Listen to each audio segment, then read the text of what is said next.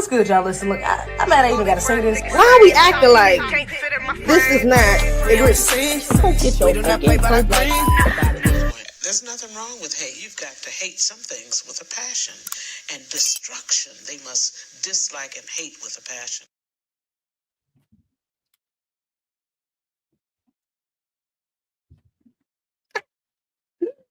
Hello again. So good to be here. Should have put some lip gloss on before I started.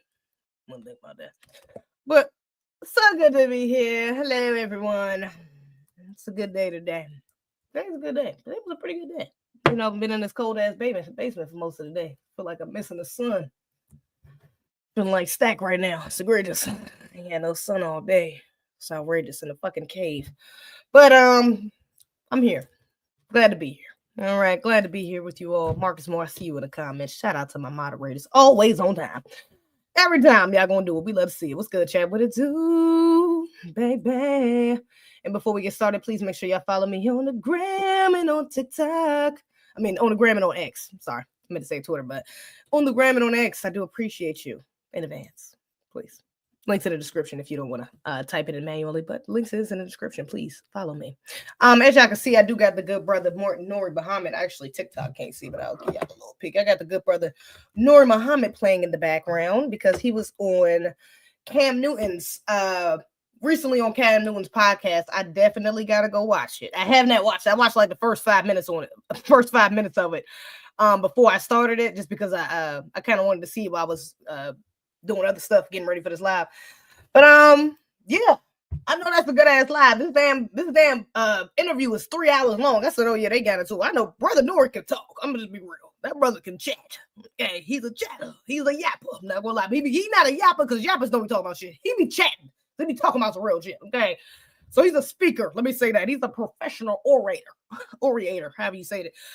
So yeah, he can talk. So I'm sure a lot of this interview is him talking for sure. Which it should be. But Cam can also talk. So I'm like, I don't know. That might be why it's long as shit. It's only 3 hours long. This might be the longest interview I've seen in his in a minute. So, but I'm gonna sit through it. I'm gonna watch it because I'm sure it's probably something I can react to. Matter of fact, it probably is. I might react to something off this interview because actually I think that's how I seen it originally. It was a clip of it, I think on TikTok or something. And I was like, oh, damn, he was on there. I can react to this. The clip I seen. So maybe I'll find something better to talk about though. But I'm gonna see if I can get a clip from that to react to it because I love that brother. Okay, he be speaking that real, and I like Cam too. Cam's show was cool. Shout out to Torian in the chat. Of course, his waddling ass. We'll say that after he called it token a couple weeks ago. Oh man, no, for real. Big Mac Jason, wrong as shit. Okay, Wellin, Whitlock, okay, wrong as shit. Egregious. Shout out to Godfrey. I'm gonna play a little bit of his reaction to it too, because he reacted to his egregious review of the movie, and he's actually not a BA, Godfrey. So and Godfrey be trying to fuck with us and stuff. I mean, I don't know, I'll be back and forth with Godfrey. I'm not gonna lie. I'm not gonna get up here like I'm the biggest fan, but I just seen him pay respects to FBAs and our lineage and recognize our culture and things like that. I mean, I don't know. I'm just saying, I've seen him do a couple things that's little. I'm like, we ain't gonna get into it. So I'm gonna just say, I don't know how I feel about, you know what I'm saying? He seemed cool. Seemed like he respect the culture. But I don't know. I'm gonna just say it like that. I hope the best. I hope he don't got no anti-black vitriol within him. But I don't know, because a lot of these tethers have non-black Americans, they go a long time and we think they cool, and then out of nowhere, whoa. So yeah, I mean, I'm just keep my guard up, I'm just saying, but he seemed cool though. So yeah, I'm gonna play his reaction to it as well, because that's actually seen his reaction before I watched Jason Whitlock's reaction. So that's what made me go watch Jason Whitlock. So I'm gonna play Jason Whitlock's first, and then we'll see what Godfrey had to say about it afterwards. After I get my own little comment there. Okay. So yeah, let's get into it. Oh, and by now, I'm sure I had to put this on Instagram. I'm sure by now, I got faith in y'all. I'm sure if you subscribe to me, if you've had the means, I'm sure you've gone to go see Sinners already. I'm sure, right? Y'all seen it. They seen it. Y'all seen it. Yes, they seen it. Right. Yeah. So I'm sure by now you understand the impact, the influence, the powerful messages behind that movie. Okay. And how it so masterfully just that gives me chills just thinking about it. So beautifully displayed our lineage, our unique lineage here in this country, and our culture. So yeah, I'm sure that you've seen it, like I said, but those of you who have not, I'm on your ass. You need to go see it immediately. Go see it twice. I bought a ticket twice. I ain't talking about go watch it on a damn movie website or something. Go watch. Go give that brother $14. Go give him his 20, his well-deserved $20 in the IMAX if they bring back IMAX, because y'all know IMAX is only for the first 2 weeks, but I think they was bringing it back for like another weekend or something, which I hope they do. They should. So yeah, go get that brother his little $20, $25 ticket. Go buy that because he getting his money off the front end. Okay, I remember he got his deal, so he getting his money off the front end, not the back end. Go get that brother his money. Okay, he deserve it for sure. And Michael, they deserve it, but Michael already got paid, but he deserve his money. Okay, that was a phenomenal film. Okay, so I told y'all on my last live, I gave it a 9.8. I love the movie. Y'all already know. If you want to see how all the details, how I felt about some of the go watch my live. I think I did a really good job reviewing that live. Got a little emotional, got a little happy, got a little mad, man. Got a little passionate. It's great live. I think it was a great review. I'm not gonna lie. I think I've covered a lot of the layers within that movie pretty well. I'm not gonna even lie for a lot of time that I had, because I did that review I did was like 2 hours long, and honestly, I didn't even say everything I could have said. I'm gonna be right. I went back and watched some of my live. I was like, damn, I meant to say this. Damn, I forgot to say this. Damn, I forgot to. There's a couple things it was a lot of shit, honestly, that I actually kind of let slip actually by accidentally, because I was focused on other things. But yeah, it was a couple things. That wasn't a lot, but it was a couple things that I meant to throw in there. And then I forgot that I left out because I was just focused on other aspects. So yeah, definitely leave in the comments what you think I might have left out, what you saw, what you disagree with, what you do agree with, what messages you picked up on I didn't see, whatever. Leave it in the comments. I appreciate y'all. Okay. And same thing over here, y'all, YouTube. Okay. So yeah, but needless to say, I did love I love that film. Okay, that's probably going in my top 10 films of all time. I'm not going to even lie. That might be in my top 10. I'm not going to lie. That was a great film. But let it settle a little bit. But it's feeling like a classic. It's feeling like we're living through history. Let me just say that. It's feeling like when we look back on this in 30, 40 years, I'm going to be telling my kids are going to be looking like asking me how it felt to be in that theater. My children, my nieces and nephews, my great grandkids, they're going to be asking me, how did it feel in that time? What was it like seeing so many Black Americans, see this movie for what it was, recognize our culture, recognize our lineage, seeing this, even the systems going against us, us coming together to agree on who our open enemy is, because that has been a big part of the confusion of the divisiveness that this Negro has been a big part of confusing of who our open enemy is. What is going against us? Not what are we going against, but what is actually going against? Who is actually going against us? This movie was a clear reminder of that. Okay. So yeah, I think it's definitely we living through history for sure. Our children are gonna be looking back. The people, the future generations will be looking back, asking us how this was living through this. So yeah, we need to pay attention. Let me skip this commercial right quick before I start. I don't like that aesthetic. I need the video in the back to be cool. Why the hell YouTube got 45-second ads now? What the hell is going on? Do they think they Hulu now? These niggas, they think that they Netflix or something. They think that they're some actual, like, what is going on? Am I watching movies on YouTube now? Because why do I gotta watch why do I have to skip an ad and then go to another and they trying to get you to pay for YouTube Premium. I'm not paying for that shit. I'm not paying for YouTube Premium. I refuse. Anyways, let's get into this, what you call into Jason Whitlock. Sinners is good, very good. Sinners was amazing. I seen it in 70 millimeter next week. I'm gonna see it at 70 millimeter next week. Okay, seen it 3 times. Yes, I ain't done something like this since Black Panther. I ain't done something like this since Black Panther. Yes, another Ryan Coogler joint. Yes, Ryan Coogler, and I seen some people saying that Ryan Coogler and Michael B. Jordan. And it's crazy because in my live, which I'm like, I really did a thorough live. Y'all need to go back and watch that. But in my live, I said that this movie would take Michael B. Jordan, like this would put him into his Denzelian era. This is going to push him into his Denzel stardom, into his Denzelian era where we're going to look back. He's going to be our fine as hell black man, great actor, great example for a black man. He's going to be that for our generation. That's what it's given. Him and Ryan. They're going to be our new Denzel and Spike Lee. And it's crazy because Denzel and Spike Lee got a movie coming out, which is divine. I think that's divine. I don't think that's by coincidence at all. And then even the things within some of the movie, they had blue and red, which is really just that's you talk about Masonic colors, whatever. Anyway, they got a movie coming out this year. Okay. And that's gonna be lovely to see. I don't even know what fully it's all about, but I see A$AP Rocky's in there. I think I seen something like Ice Spice is in there, which is weird. I don't know why the fuck he would put her in a movie. But I'm gonna go see it because Denzel. This is one of Denzel's last films. I'm for sure going to go see that joint for sure.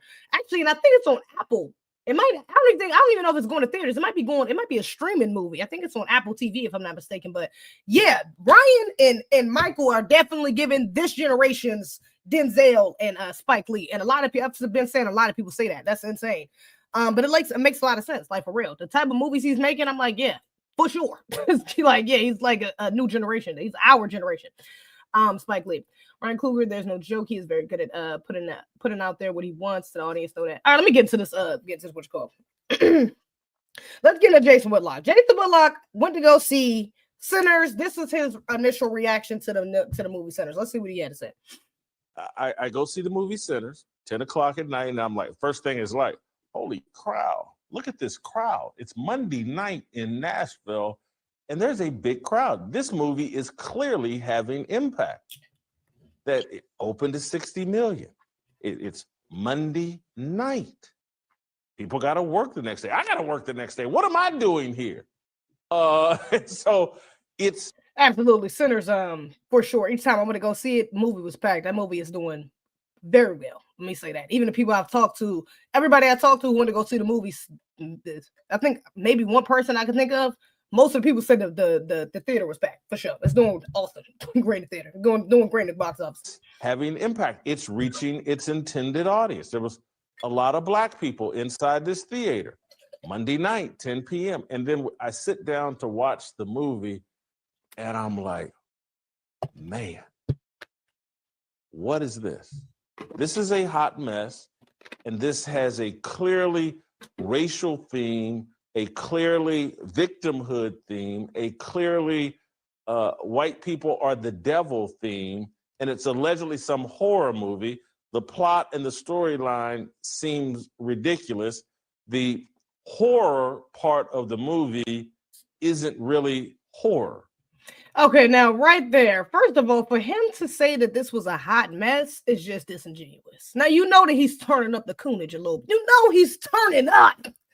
He got the back burner on for the cooning. He got the cooning on the back burner. You know he's turning it up because just from an unbiased perspective, you have non-black people, a plethora of non-black people that have watched this movie and said, this is phenomenal. Like, this is amazing.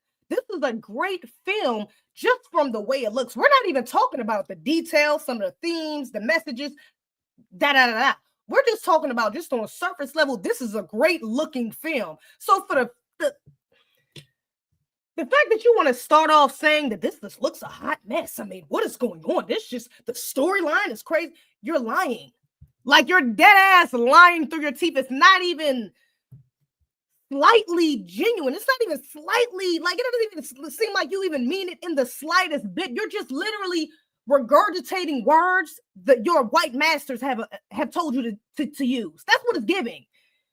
And maybe not, maybe I shouldn't dumb down or underestimate your cooning that much. Maybe you didn't come up with these words. But the fact, like, it's not your mind. It's gotta be a colonized mind saying these words. Almost like in Get Out. Like, you're not really always here because there's no way you looked at that film and thought hot mess. Even if you didn't like it. There's no way you walked out of there and thought that was from that sort of cinematography. Did you see the way that fucking film was shot? That was a hot mess. Okay, that's weird. So many people are, this film is a hot mess, but the theater is packed on a Monday? And this is, I'm sorry, a week or two after it's opened? So you telling me you went to go see a movie that nobody else called a hot mess? This movie has been sold out plenty of times. Many theaters are sold out. Many people have seen this movie before you, Jason. Nobody said it was a hot mess. Nobody has been saying that. Rotten Tomatoes gave it up, and that's not even a black platform. Rotten Tomatoes gave it 100%. So that's just, we're starting off with lies. We're starting off at the bottom. So he can try to kind of scrap his way up to the top to make this make some sort of sense. But baby, you starting off with bullshit. What are we talking about? You know that damn movie with no hot mess, please. This movie's not intended to scare you, in my opinion. It's not intended to scare you. I will agree with him on that. I don't think this movie was intended to scare you. It's intended to liberate and educate, not to scare you. And that's why it's a bait and switch, because most horror films are meant to scare you. But that's why it's such a masterful bait and switch of a movie, because it was still a horror film, even though it didn't scare me. That's the crazy thing about it. But let's see how he goes with it. Let's see where he take it. Having seen The Exorcist and Damien and other movies, Halloween, blah, blah, it's supposed to scare you. No, it's not supposed to be like any of those movies. Do you see what I mean? He's already, like, you're just being this movie is not comparable to Halloween or Saw or It. This is not those type of movies. Those type of movies all were marketed exactly for what they were. Nobody even knew what the fuck Sinners was about until it premiered. Then it was like, oh, it's vampires. Gotcha. With a horror movie, you know what you're getting. We're getting a man who went to a lake, who died when he was a kid, who came back as a zombie. Now he's going around killing people. Okay. With it, we got a clown. This nigga live in the sewers. He got a balloon. He like to eat children. Okay, got it. That's what I'm going to go see. We didn't know what the hell we was going to go see with this. This is not, and even after seeing it, it's nowhere near comparable to a regular horror film. This is not an average horror film. It's not. It's not an average film. It's not. So let's see how he flips that. But that was intentionally done. That was intentionally done in a positive way. Let's see how he flips it in the coolest. This movie does not. This movie has an explicit agenda, theme, narrative, and we've seen it over and over, from Get Out to now this movie, Sinners. They all beat the same drum beat. These evil white people and what they've done to black people. And this is some sort of musical, alleged horror deal with no consistent storyline. And so when I'm watching this and I'm watching the reaction of the crowd and I'm watching how many people came to see it, and I'm sitting there, you know, I'm probably the oldest person in the theater, seemed like a very young crowd. Again, 10 at night, movie goes past midnight. This isn't some movie intended for older people. Older people have things to do. They're not up that late. This is directed at young people, and young people are there. And they seemed to enjoy the movie. Of course. First time I've been in a theater that was filled with black people. There wasn't a lot of conversation and talk. No one was talking during the movie. People were enjoying the movie and taking it in. I was not enjoying the movie. And so at the end of it, I was like, this is what they're feeding young people. And it's working. It's generating millions of dollars. And it's funny that he brought up, he says Get Out, because I've seen people talking about the differences in which Ryan Coogler and Jordan Peele kind of, like, the differences in which how they direct. And I seen somebody, I don't want to misquote this brother, but he had an interesting perspective. I don't think I agree with it, but he had an interesting perspective. And he was like, something along the lines of, let me see if I can get it right.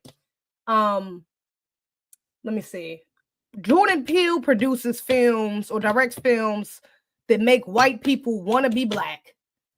And Ryan Coogler produces films that make, what was the opposite side? That's what I'm trying to, I'm stuck at. What was the opposite side of that? It's whatever he said. If y'all can find that TikTok, somebody let me know. If you've seen that TikTok, put it in the comments. But whatever he said, it resonated with me, but I didn't agree with it, you know, because I don't think Jordan Peele's films necessarily make white people want to be black. I don't think that's his intention of his films, and I don't even think that that's something that really is the messaging from a lot of his films. That's not something I think that you will pick up, you know, other than maybe Get Out, but that's a blatant, you know, that's him telling the story of why you know, some of these elitist white folks will want to, white supremacists, let's just be specific with our words, will want to embody, you know, take the bodies of Black people. So no, but it's funny that he looks at those in such a similar light when others who look at these films can see the multi-layered differences between the way that they film. I don't think that that's the messaging for either one of them films. Neither one of these films or any of the other films he listed, but specifically Sinners. The point of it is not to make you want to hate snowflakes. I got to be careful because TikTok is over here. I might have to get up off here because these niggas are fucking around and ban me for saying certain stuff. I'm surprised they might ban me for playing what he's saying. I don't know. But let me be careful. The point of that movie was not to say you need to, oh, look at what all these snowflakes have done to us and why we need to hate these snowflakes because of what they've done to us. That's not it.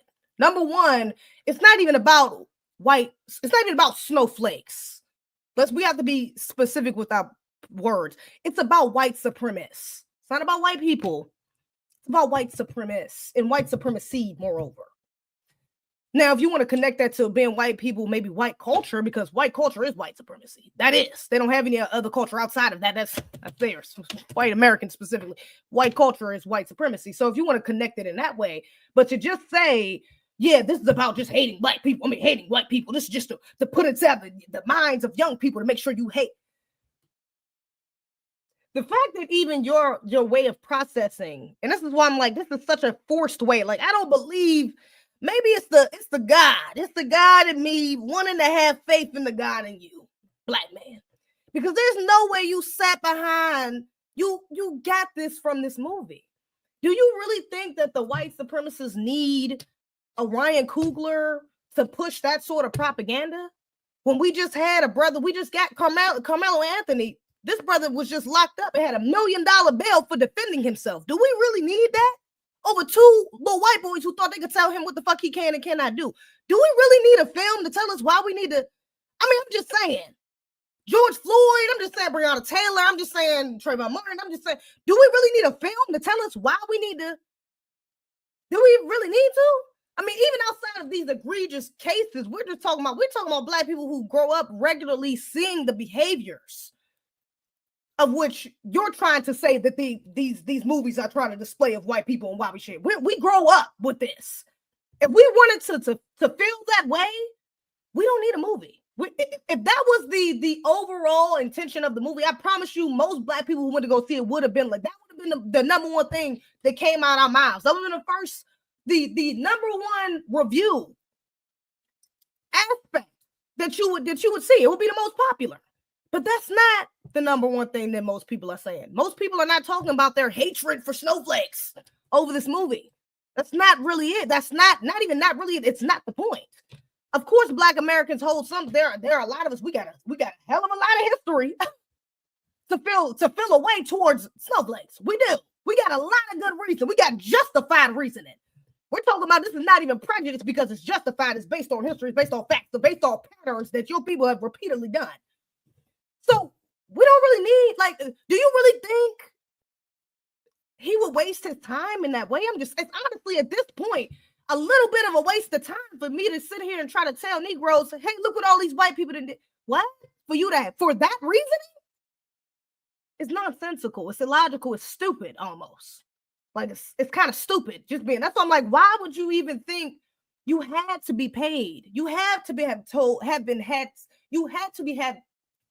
somebody told your ass to come out and come for this movie in the way that you did. Your headmasters, your handlers, your zaddies, whoever the hell, white supremacist masters, whoever's above you had to, because there's no way you logically came out with this as being the crux of the movie, the issue of your issue with the movie.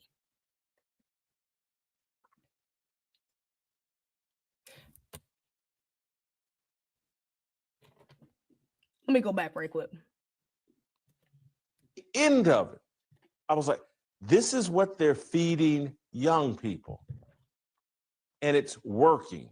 It's generating millions of dollars. And it made me go, Hey, man, Whitlock, you've been arguing that this Carmelo Anthony thing, Oh, yeah.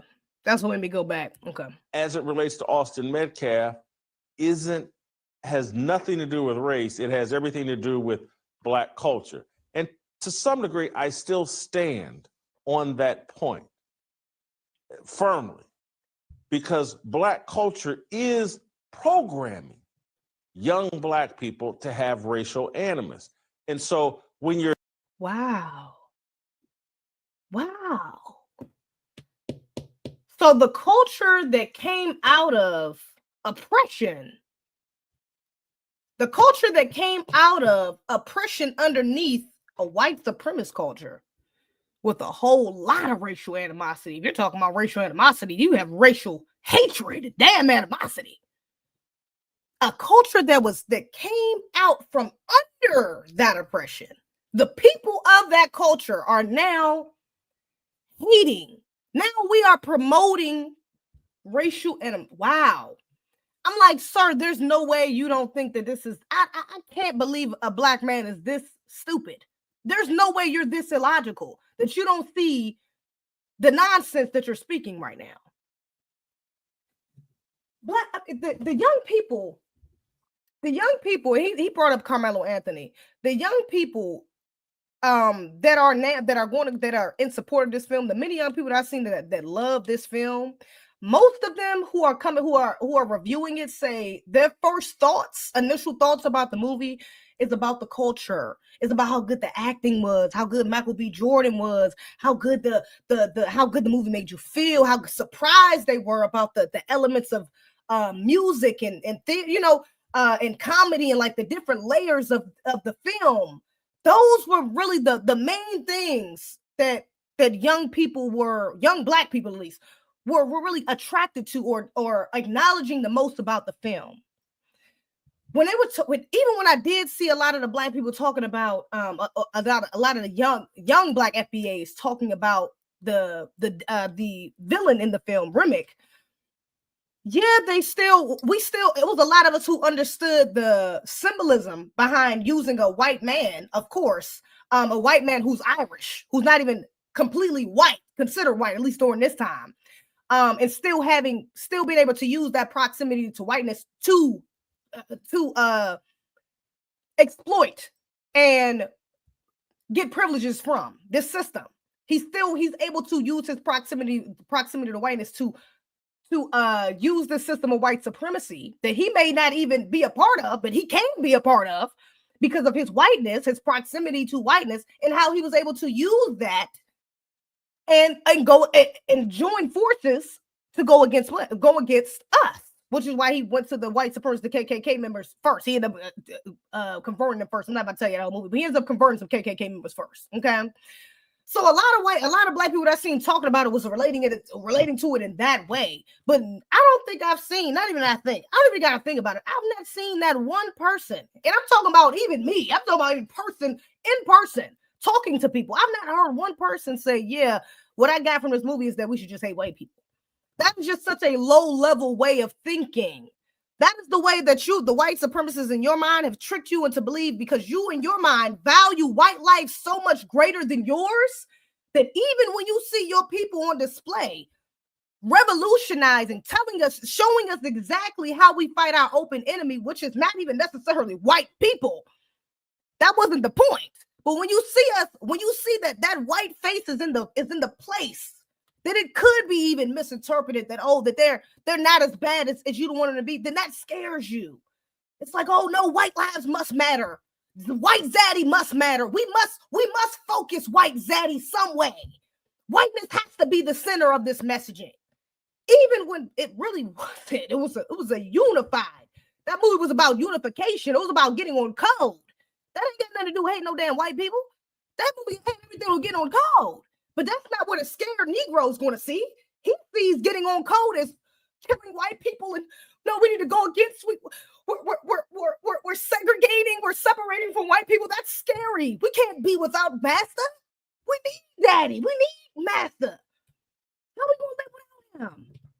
So to you, that revolutionary spirit, that display, beautiful, masterful display about culture and lineage. To you, it was like a almost like a burning fire. This was a SOS. Like this was a whole no, the niggas is getting crazy.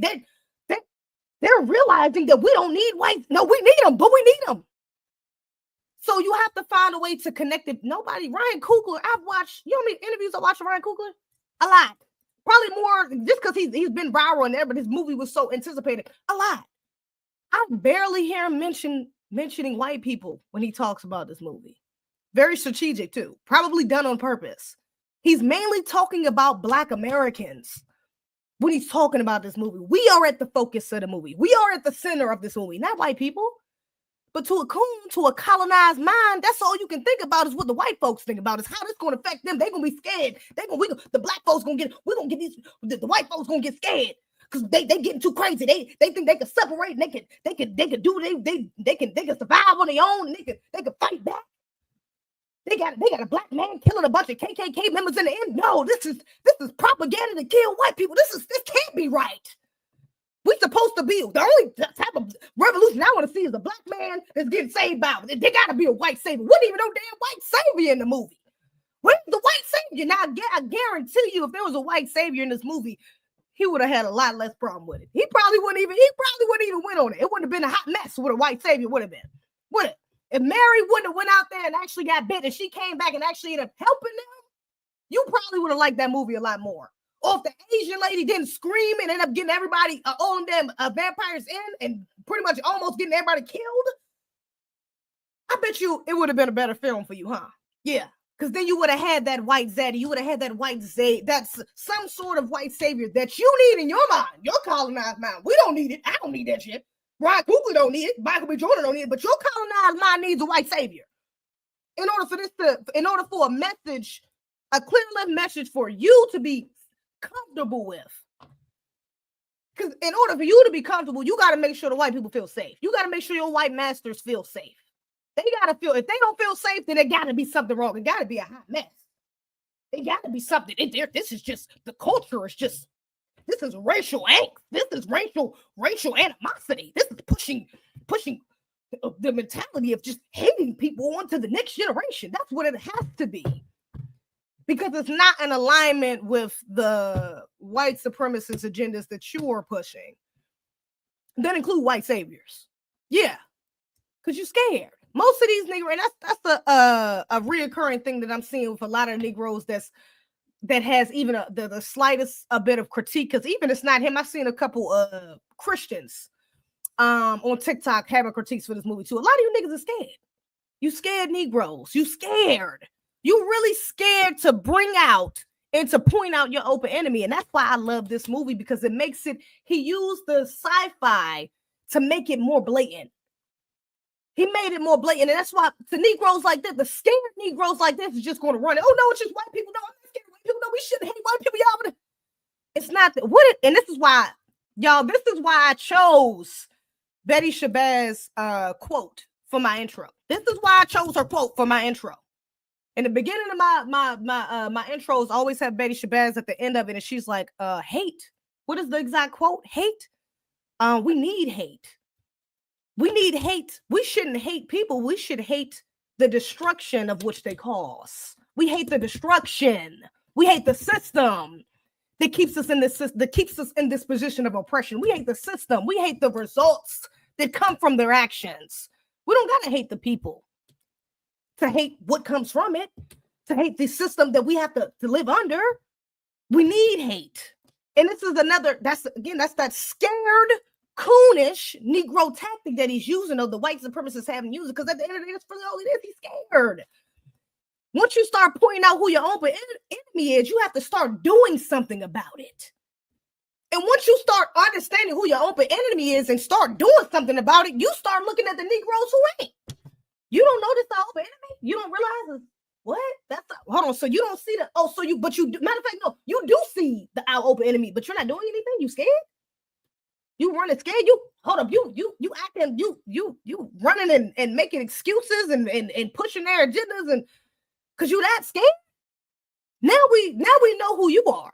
See, that's the thing, is when we understand who when we understand what we're dealing with, it's easier for us to digest every part of it, even the parts of ourselves that may be attached to it, kind of like in sinners. So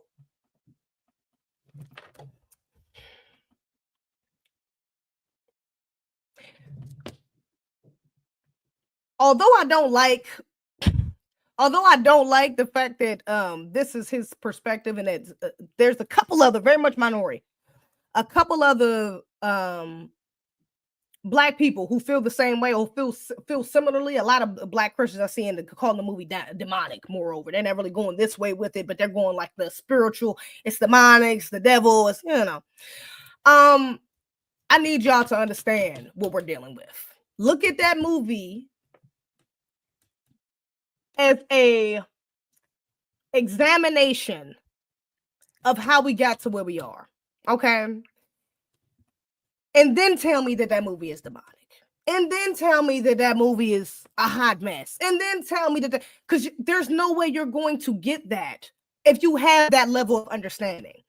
When you understand what that brother was trying to push, that in the way that he was trying to do it, you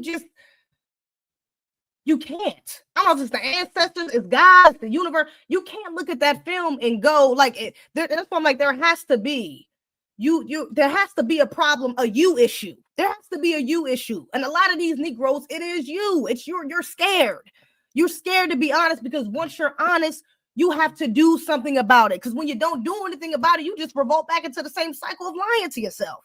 And that leads to depression, anxiety, and a whole load of other things that you don't want to fucking deal with. That's honestly really demonic. That's actually attached to the devil. But you don't want to attack. You don't want to face those things first, because it's easier to just act like what's actually happening isn't happening. It's easier to point the finger and say, "Oh no, it's you Negroes trying to act like that. We just need to hate white people," instead of recognizing the system that these white people benefit from and created. Instead of recognizing this brother who's trying to expose that, it's easier for you, and you're more protected under that white supremacist umbrella a little bit. Because you can never get the level of protection that they have, but they'll use you. They'll protect you to a degree where they can continue to use you. So you'll take that. You'll take those crumbs. But no. Like, no, I'm sorry. I'm like, no, there's no way. Well,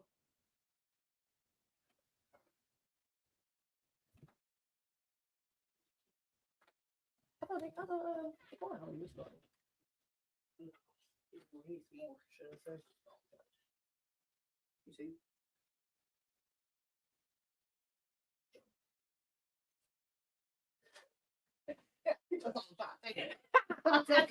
I'm live on TikTok too.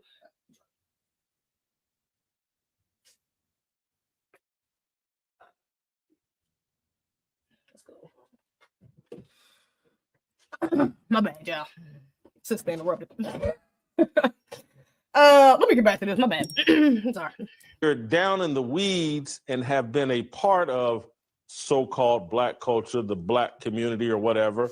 It's like you understand things on one level, but if you're just the average white person that either has seen this movie, heard about this movie, saw the trailer of this movie, have seen similar movies like this, where the whole plot line is white people are evil, I don't blame white people for thinking like, hey man, these guys have been programmed to hate us by Hollywood, by the education.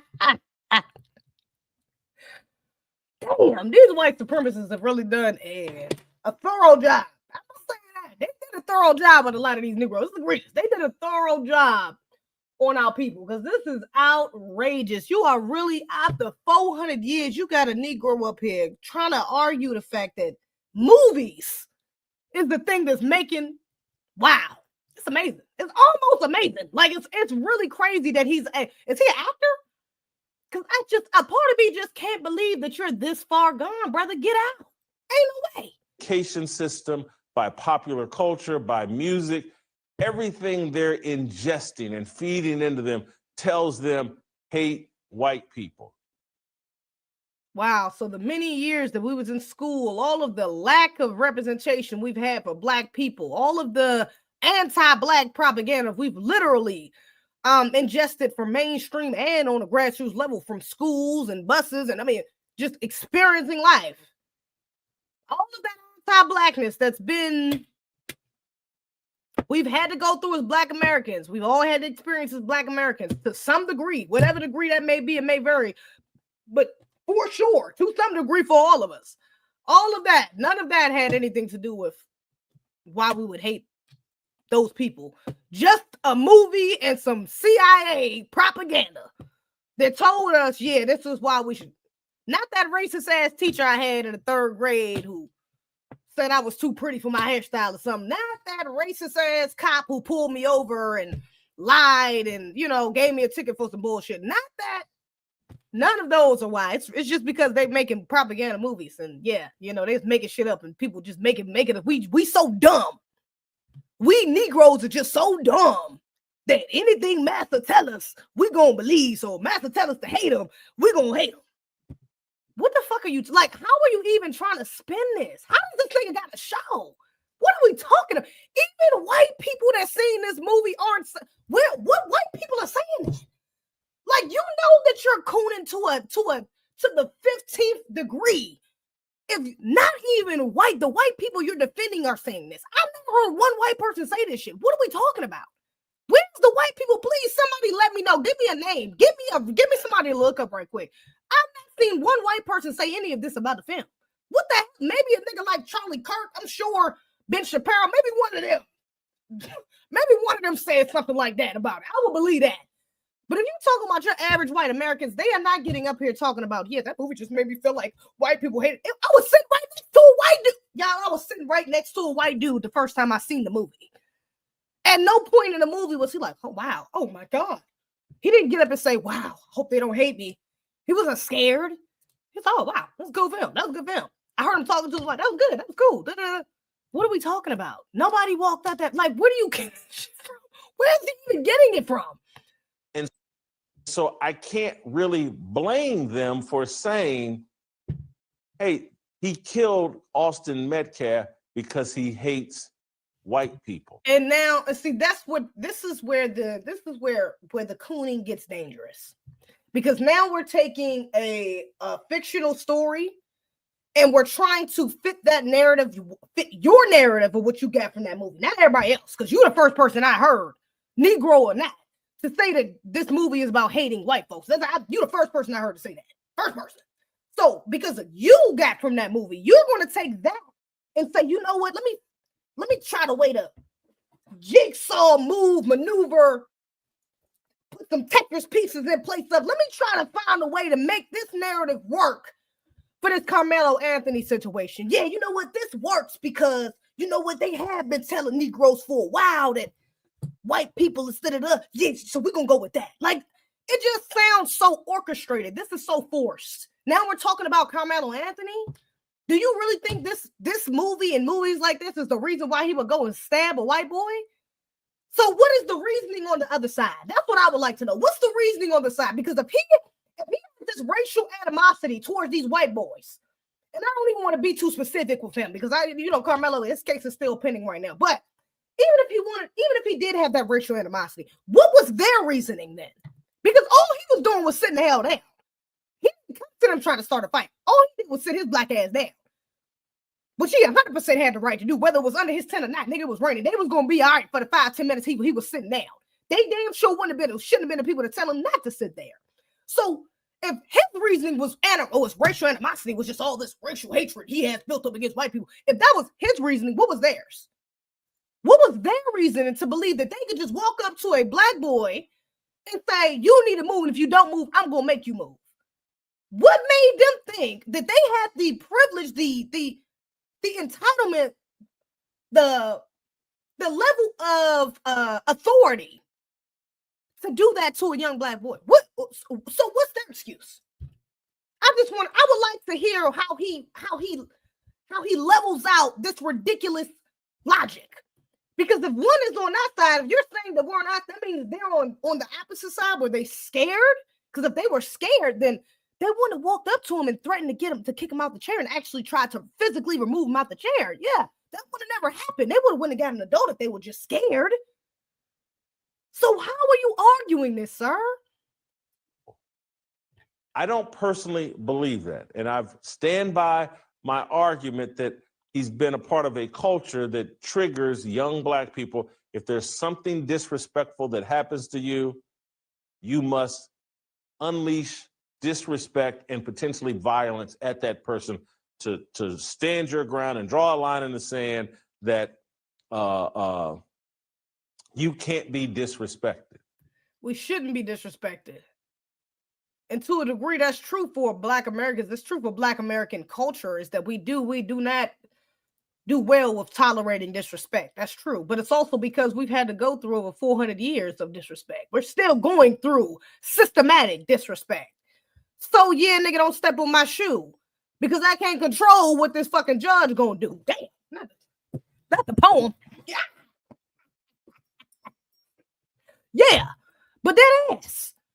Yeah, little stuff. Yeah, it might get a little. That's the side effect of white supremacy. Yeah, it's a side effect, bro. You might get a little egotistical. You might get you're not trying to get tried. You don't like to be. Yeah, go back to slavery too. Yeah, because what happened to the strongest of our men? What happened to the? So yeah, it goes. Everything is connected, and this is not. Again, this is a. He's like flipping it. You're weirdly flipping it. That's weird. Like, why would you flip that narrative into something like, yeah, he just we got this culture that's like, you can't disrespect me. So when a white boy tried to disrespect him, he already had this racial animosity, so he had to kind of put him down. What are you talking about? What? Because you don't even want to talk about the flip side of that. Like, yeah, we do have a level of disrespect, like a tolerance of disrespect that we don't accept within ourselves.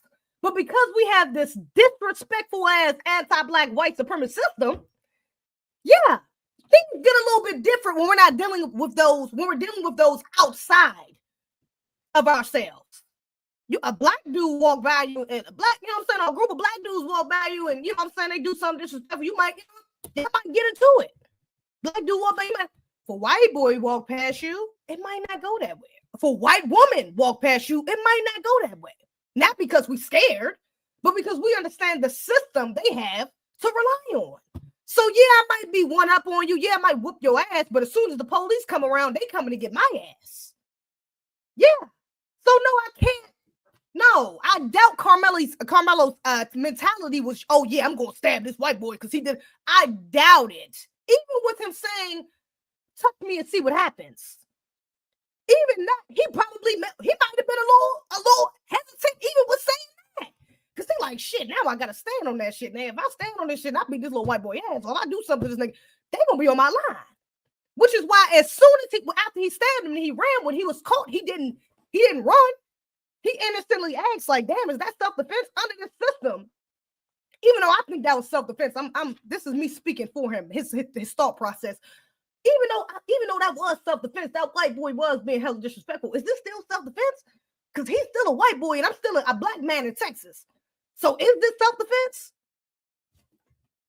So it's different. It's not the same. It's not the same. If it was two Black boys, maybe. And I still wouldn't even use that narrative for them. But maybe you could use that narrative. But we're talking about a young Black boy in Texas against two white boys. Not just one, two. And you telling me he got up there and was like, oh, nah, white boy, you ain't about to jump. I doubt it. Because he probably understood, especially from the family that he's coming from. His family looks like it looks like he comes from a well-off family. They're not out there in the trenches, and they have a nice house. They look like the parents has nice jobs. They was a nice neighborhood, go to a good school. Yeah, but they still in Texas. You think his parents, his father specifically ain't talked to that boy about his interactions with other students, specifically non-Black students, white ones? What are we talking about here? So we're not going to, and this is why I don't like I really don't like the Negroes who use these sorts of arguments, because you're only saying one side of it. You're skewing it to justify this anti-Black narrative. And that's not what it is. You only want to point out one side. You want to point out what the Black people, but you're not pointing out the system of that's been going against us, or the reasons of how these things came about. You want to talk about the ego in Black community, but you don't want to talk about how we were stripped of everything, especially our men, of their ego. And you need your ego. Your ego is a part of you. It protects you to a degree. So you still need your ego. If you're stripped without it, that's a part of your humanity. It's a part of your experience of life that you're missing. So yeah, when brothers get a little, they get a little bravado, because they got that room now. They damn sure ain't having in fucking slavery. That's for sure. So, but he's not going to bring that up. He ain't going to talk about that. Nah. Yeah, that nigga's a coon. I'm not even like, I don't even need to, that's just outrageous. Agree. I'm sorry. That movie was too heavy. That movie is too heavy. And you know what? I love the fact that I want y'all to keep exposing yourselves. Please keep saying, and I said this, I actually made a TikTok saying this, like, the reasons why people like the movie and even don't like the movie is different from why we like the movie and why we don't like it. Why we, Foundation of Black Marriage, why we like and don't like the movie. And those of us on code, moreover, because I don't know if Jason Locke is a black, it's FBA or not, FBA or not, but he's for sure not on code. That's pretty fucking obvious. So it's like, even though I cannot stand to hear these egregious narratives come out about this movie, I actually love the fact that he's exposing himself for who he is and exposing anybody else who's agreeing with it or, want to tag along, add or please. Because you're exposing yourself exactly for who you are. There's no way an on-code person, even if you're not black, as long as you're on code, there's no way you're on code and you looked at that fucking movie and didn't get some sort of revolutionary energy, spirit, liberation, something from that movie. Even if you didn't completely understand it on the first watch, you walked out there like, damn, that was crazy. This was amazing. There's no way your first feeling would be, let me sympathize with white people. No, we should. That's the anti-blackness within you. That's the anti-blackness within you. You need to check that shit for sure. You talking slavery? What the hell? Who is this? I don't mind people having an opinion, but don't be disrespectful. Oh, somebody, we got a troll. Mello going to jail. Oh yeah, as he should. Oh yeah, ego needs to be checked. Oh yeah, you talking slavery? Fuck out of here. Yeah, okay, yeah, he's a coon as well. There we go. Let's go ahead and ban him. Let's ban. I'm gonna ban that nigga. Don't even worry about it. I'm gonna ban.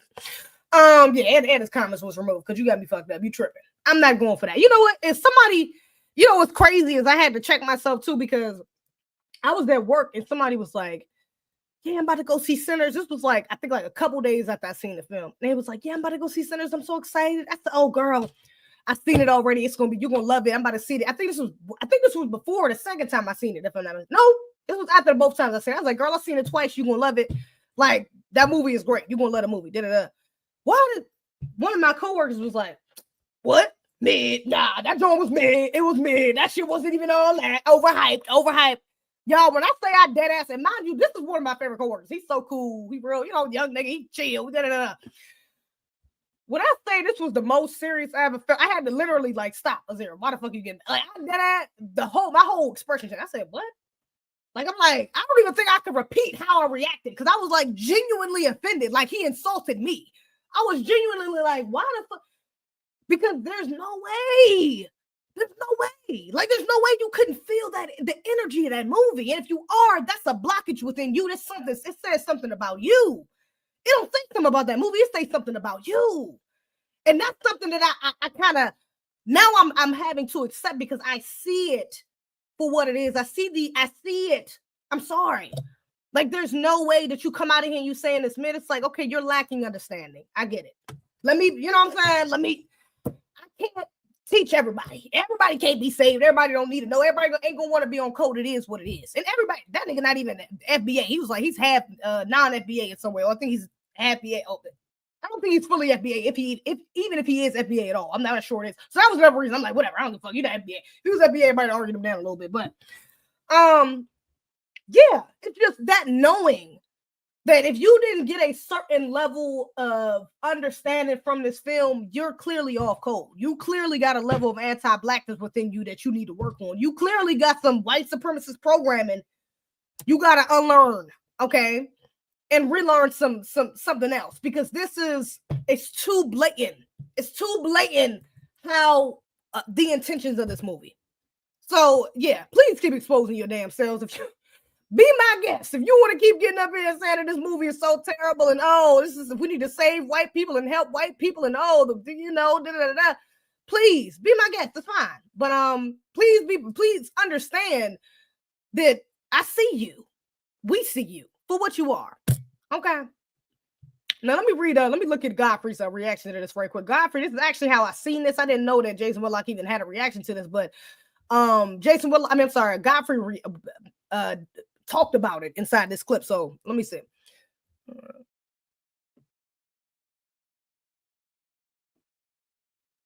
Okay. Let me play this clip. Make her listen. That saw it, said, I liked it. I liked the way it was shot, but I'm not really into horror and stuff like that. That's cool. You don't have to like it. That's fine. This is what art is about. What Jason Whitlock, I felt as if he went to the movies. Yeah, you don't have to like it. Let me say that. You don't have to like it, but for you to, again, it's just disingenuous and untrue for you to say shit like hot mess, or it's a bad film, or that shit was terrible, or to flip the narrative in that way. It was about just hating white people. That's so stupid. Just like the rest of these horror films.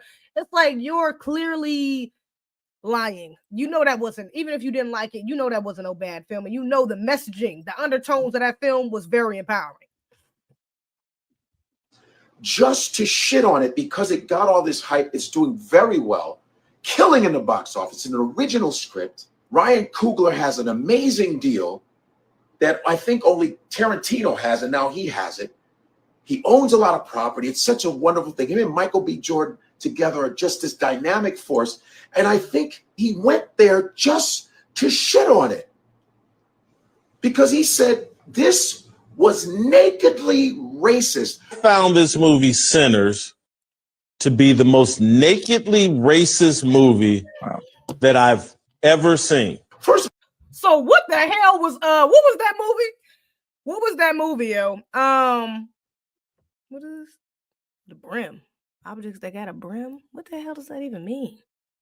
What? Worn on the head. Yo, TikTok is wild. What is that even? What? I'm sorry, that just distracted me. What did he just say? Why did I just stop that? What did he just say to call my attention? Damn. Why the hell I just let that thing distract me like that? What did he just say? Nakedly racist. What was that movie with Sandra Bullock in it? Hold up. Sandra Bullock. What's that movie with Sandra Bullock? Sandra Bullock and she got the big black dude. What's that movie? What is that movie called? Let me just see. Let me just look up Sandra Bullock racist movie. Because you want to talk about nakedly racist. That was a racist ass film. Let me see. Racist film. What the fuck was that movie called? It's like The Green Mile or something or crap. Nah. With the black dude. Y'all tell me what the fuck that movie name is. Blindside. Thank you. If that's the most nakedly racist movie you ever seen, what the hell is The Blind Side? Because that shit was racist as hell. They literally, and that was based off a true story. That was a racist ass film. Do you see what I mean? But this, a movie about black empowerment, about black unity, about a black man and black woman getting together, about the dark and light sides of God. That movie is nakedly racist. Not the movie that's literally lying about a black man that dumbed him down, quite literally, gave him a white savior, and then quite literally exploited him in real life because he didn't even get nothing from the fucking movie or nowhere near as much he should have. But this is the most nakedly racist movie you ever seen? And they had that boy in there looking like a fucking Sambo? Literally? What? This is the most racist movie you ever seen? Like, I'm gonna let Godfrey go ahead, but it just goes to show the anti-blackness that is within him. That's that colonized mind speaking again. Because black people getting together is what scares you. That's just like what the white supremacists. That's what scares the white supremacists. Black people get together scares the white supremacists. That's that colonized mind. The white supremacists got up in your head, man. You need to check that, man. You might need to get a lobotomy or something. Something ain't right. Something ain't right up in there. I'm just saying. First of all, what the fuck does that mean? Nakedly. Is it openly racist? How was it racist, though? There were people picking cotton in this movie. It's the South. Black people are living in shacks. It's poverty, right? It's still racism. It's Klan symbolism. It's Jim Crow, it's lynching, it's where is the racist part? This is really myopic shit, bro. You are a pro-hater, bro. You really are, because you literally, what the fuck? Pro-coon, not pro-hater. Let me get off of TikTok and actually put it back, man. I'm surprised they ain't got me that many times. Bye, y'all. Appreciate y'all coming over to YouTube, whatever. Yeah, love y'all. What were you watching? Where you saw black people being racist? I don't understand. I think they pay you. Is there a coon track, not a contract? Is there a coon track that you have? There's got to be a coon track. A lot of you out there. There's a lot of you black people that literally, I swear, you're paid by somebody of a higher power, sends you niggas out there to fuck black progress up, like they did the Black Panthers, like that fucking coon that infiltrated the Black Panthers and got Fred Hampton killed, like the people that fucked up SNCC with Stokely Carmichael, all the different groups that black people tried to do to progress. Even the gangs were first started off as things to help the black community. Well, infiltrators, black people that acted as gang members came in and fucked things up too, to start fights amongst people. He's absolutely right. Along with Tethers, okay. All skin folk ain't kin folk, okay. Tethers help with that dude, but he's absolutely right though. And in this new day and age, people act like some of these podcasters or some of these influencers on a lower level. Not even somebody like a Jason Whitlock can't be paid, but they can be. Like the CIA has done worse. If you put it past the American government to not be out here paying or creating, or incentivizing some of these influencers or creators, or speakers, social commentators like this guy right here, if you think that they're not influencing them or giving them some sort of incentive to push their agendas, you're cooked, bro. That's what the new generation. They're cooked. Like you're dead ass. Like you're ignorant. You're living under a rock. You're a sheep. You're a slave. Like you're not living. Honestly, you're surviving. You ain't even living life. Like you're not even understanding the reality of what you're under. So yeah, absolutely. For sure, he makes a good point there. He definitely does. And you're crazy if you think that these people ain't getting paid. It's all like, wait, Jason Whitlock. This is so, and maybe that's my faith in the black man. Maybe that's my faith in the black man that's holding me back from wanting to believe that this nigga is such a coon this bad. But it's like there's no way that you came up with this out of your mind. That like somebody had to give you some sort of guidelines, somebody gave you some talking points, because I would hate it, even if you did again, I would hate the fact that you hate your people so much, you hate yourself so much that you can't even see yourself saving yourself. You hate seeing yourself save yourself, because that was another thing in the movie was the black man saving himself, black people saving themselves. The fact that you got from that white people are going to be hurt from that shows your cowardice. It exposes you for who you are and the white supremacist that's probably above you. Like with this Ibrahim Traore from Burkina Faso, who's doing such a wonderful job. There's other leaders from Senegal and Mali that are kicking out the French. You know they're trying to send some other. Shout out to them brothers in Africa. Actually, my daddy went to tell me to my daddy actually was the one who told me to cover that. I forgot what the brother name. I think he just said it, but it's a brother over there in Africa, and I forgot in what country. If it's Southwest, I'm not even sure what part of Africa it's in or what country it is, but it's a brother over there that's putting it at work. I think he just banned banned they used to wear these old fucking like wigs, like European wigs to their courthouse or something. He just banned them from doing that. Like that shit ain't got nothing to do with our culture. I don't know why we trying up here trying to look like white men and this whole country is black. We getting rid of these damn wigs. Shout out to that brother. Put his name in the comments. I know y'all know who I'm talking about. Shout out to that brother. He doing the right thing. Okay, we love to see it. Shout out to the brothers over there on code.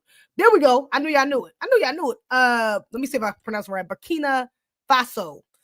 Burkina Faso. I hope I'm pronouncing that right. Shout out to that brother. He on code. He doing what they need to do. He getting practice about it. We love to see it. The kind of traitors to come in like that. What is it? The General Langley, who had the nerve to call Traore a corrupter, another coon. Yeah, a 5-star coon. He ain't no general. You a general handkerchief head ass nigga to me. There's got to be a coon gene. There has to be a coon gene. Why do you hate black freedom? Why do you hate black progress and positivity. Why do you hate it? It has to be a brain disease. So I saw the movie Sinners. Wow, and I that's left with a crazy. I didn't even smile. watch this whole. I didn't even watch his whole reaction. He low-key said the same thing as me, like, nigga, ain't no way you this much of a coon.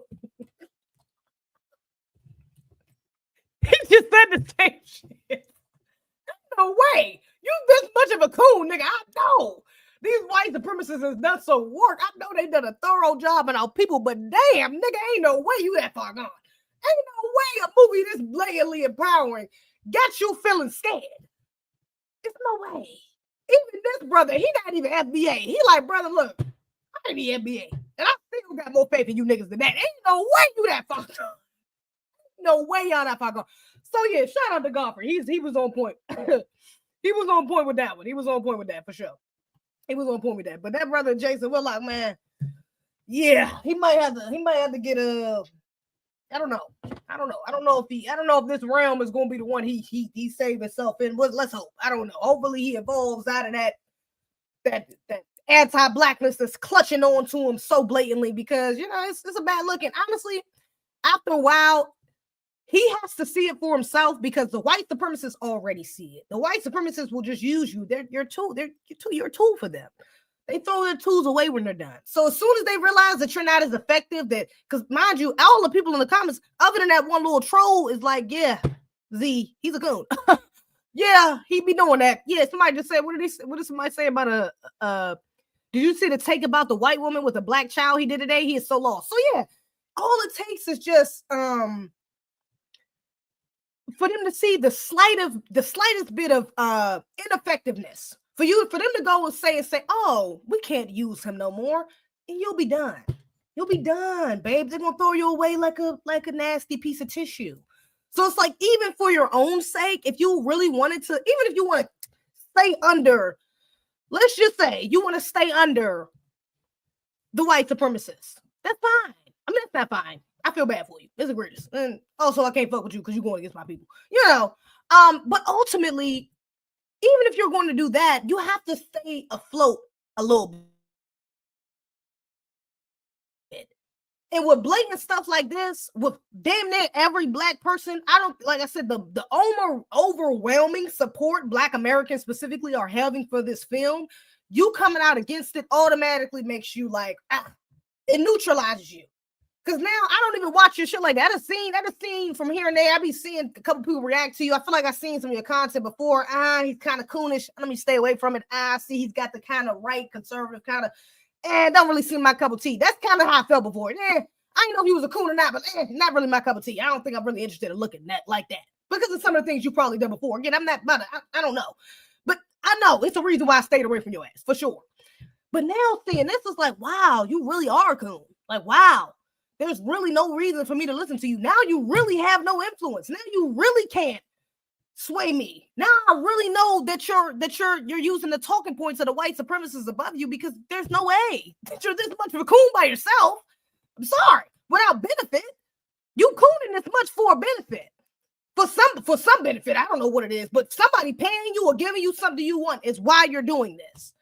And when you see something so blatant like this, it's like, damn, even to the average Black American who is not doing the same thing I'm doing, but may have came across your content before, don't really know how they feel about you, they see you say something so egregious like this. Like that movie was a hot mess. And it's like, okay, next, fucking weirdo. It's like, okay, I'm not going to listen to that guy. Like, because that movie was so blatantly not a hot mess. It was so blatantly well done. Even if you didn't get the same, even if we're not all coming to the same conclusions about it, we all know one thing for sure. It's a general consensus that movie was fucking great. It was awesome. It was an experience. Like, anything outside of that is subjective. But everybody pretty much came to the agreement that this movie is probably going to be the greatest movie of the year, to be honest. It might be the best post-pandemic film, to be honest. Like, this movie is undeniably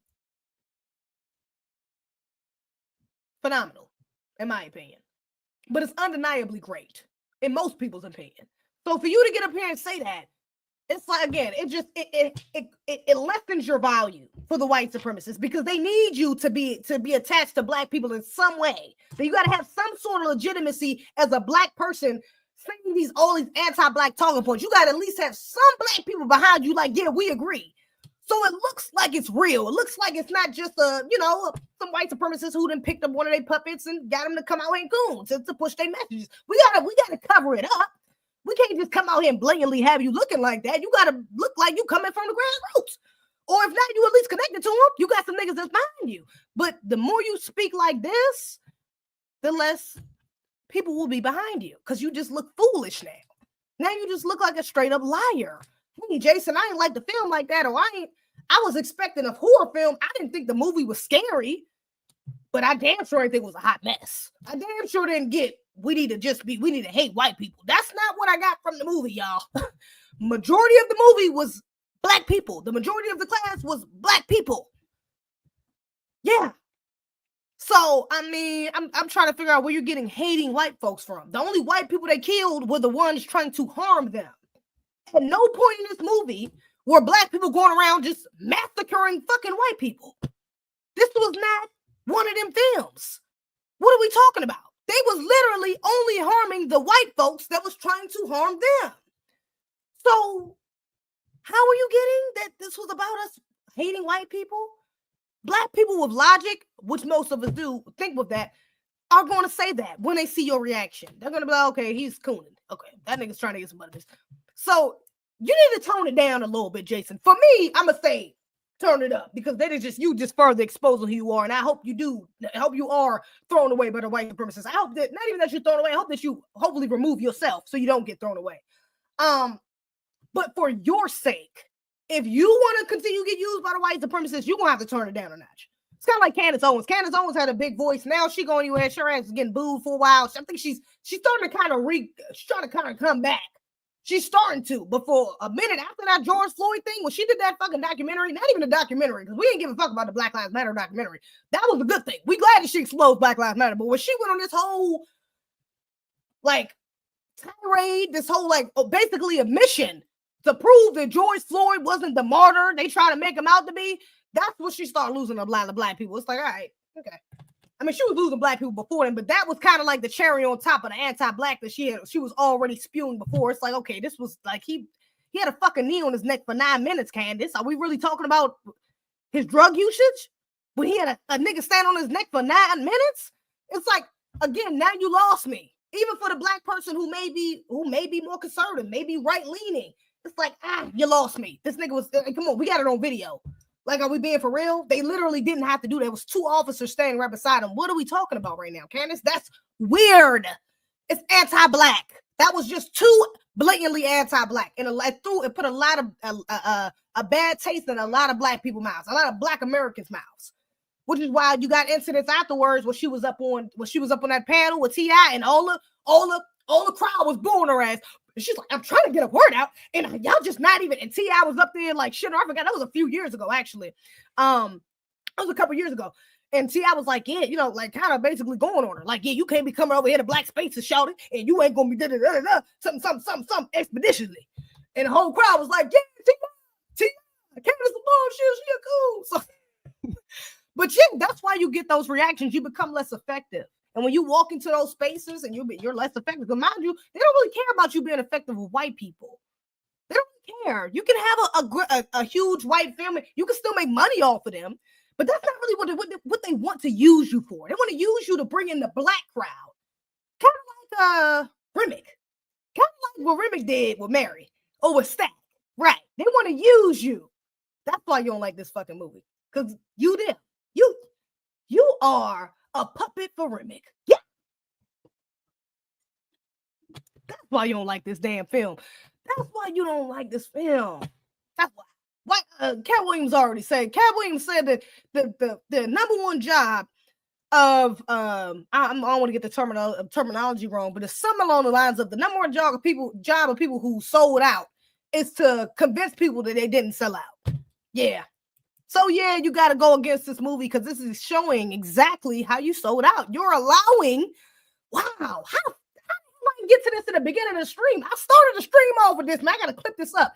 You are literally seeing yourself on screen and you're being exposed. You feel exposed. That's what it is. You feel exposed. You feel like you black people are seeing you for what you are. You are being controlled. Your mind.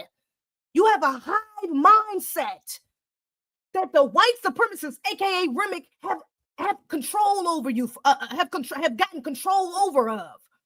They've literally been able to colonize your mind, and now you're speaking for them. It's to the point where they don't even need a white person. They got black people speaking for them, like you, doing their job.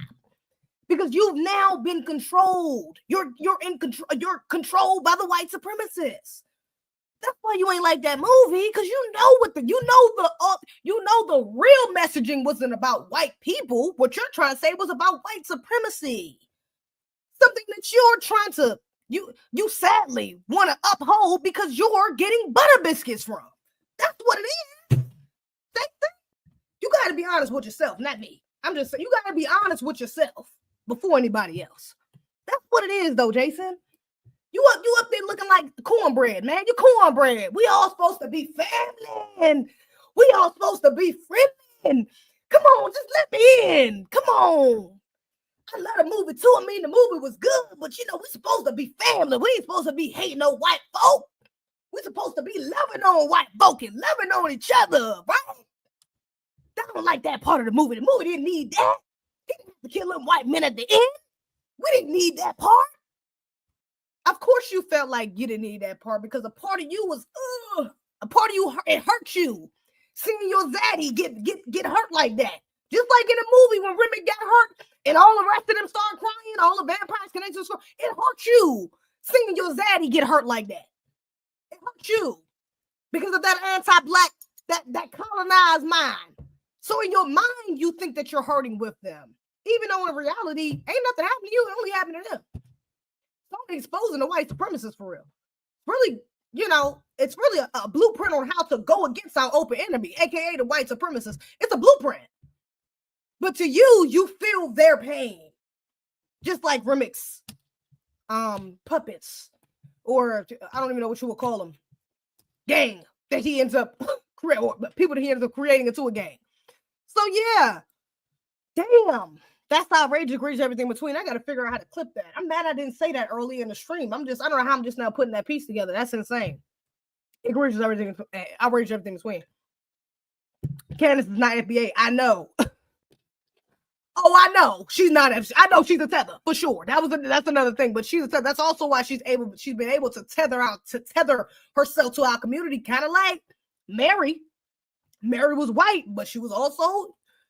She was white passing, let me say that, but she was also black, somewhat, kind of, because she had a grandfather that was whatever. But she was able to come in our spaces, could be close to our spaces because of her connection to blackness.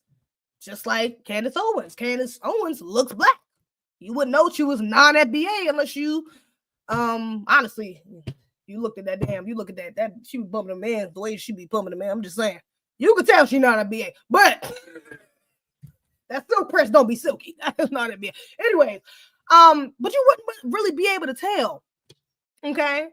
Until she starts opening her mouth, just like Cornbread did, or just like Mary. Or actually, I'm gonna say Cornbread is a better one because she's black, because he was black. Let me say just like Cornbread did. Till he started opening his mouth and you realize where the fuck your soul at? It's no way you this far gone. It's no way, Cornbread. You just came up in here, bro. You done bust past it. You big as hell. You could walk right past it. What the fuck you need an invite for? What's wrong?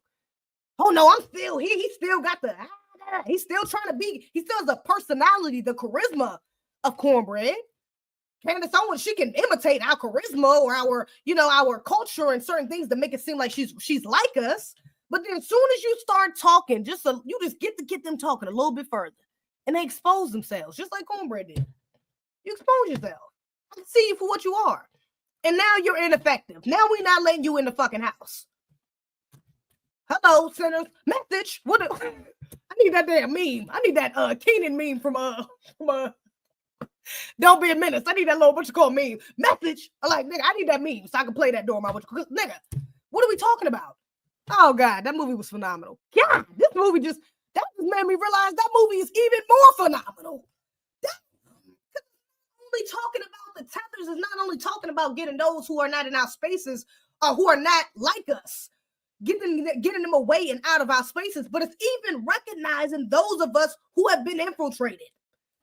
Cornbread was infiltrated. They couldn't let that nigga back in the house. They could have said, yeah, bro, come on, let's figure it out. Y'all know some shit going on. But no, they said, hold up, wait a minute. Say something else. Wait a minute, say one more thing. You like something ain't right. Your soul not there. You dead. Go ahead and admit it. What Annie say? Go ahead and admit it. You dead. She could tell you soulless. Niggas like Jason Whitlock, the niggas like Candace Owens, some of these coons and stuff here, them twins. I just seen I was gonna react to the Hodge twins talking about something. I forgot, but I think Afro got on their ass. I'm gonna go back and watch his video. I seen he did a reaction to it, but he was gonna react to something I was gonna react to. I hope he got on their ass. I got faith in him. He did. Negroes like that though. It's like we see you like, oh, you missing it. Oh, your soul, you missing your soul. Oh, they got to your soul. They got to your mind. They got the one because you're not the same. Your vibration ain't, your frequency is not the same as mine no more. And I can feel it. And now that you're saying it, it's confirming it. Because I would have never, a person on this frequency would never say something like that. Would never say it in that way. Would never say it like that. Never say it to that person. Never say. So, again, very telling, man. Keep exposing yourselves, please. Please do me a favor. Make my job easier. Make the job, the intuition and the work for the answer and the work for the ancestors. Make our jobs a lot easier. By exposing yourselves for what you are. Please be very honest about how you felt the film, how you felt about the film. Because at this point, I don't feel a need to argue no more. I don't feel a need to get offended no more. It's just like a wow, like a mirror. Honestly, the way you come out seeing this film is almost like a mirror, because every person I've seen who's even slightly in alignment with me came out with a similar feeling or with a similar idea for the film. Period. Nobody that I am even slightly in alignment with, slightly cool with, slightly, we close to in some way. Nobody came out of that movie saying that shit was terrible. That was bad. That was a bad film. At most, I didn't expect that. Oh, I didn't think that shit was gonna go like that. I didn't like this about it. I didn't like, from a movie perspective. But as far as the feeling, as far as the messaging, as far as like, it was like, oh no, I peeped that. I did like that. At least. So yeah, just see people for who they are. Because these people exposing their soul, man. Justin Whitlock is a coon. Hard coon, for sure. Let me see. That kind of got me just curious, though. Let me see what I was going to react to with them Hodge twins. I just said it. I'm just kind of curious. What the hell was I about to say? We're going to react to? Why did I send myself that Hodge twins, a video about them Hodge twins? Let me just see something real quick. If I can find it. Am I tripping? Is this it?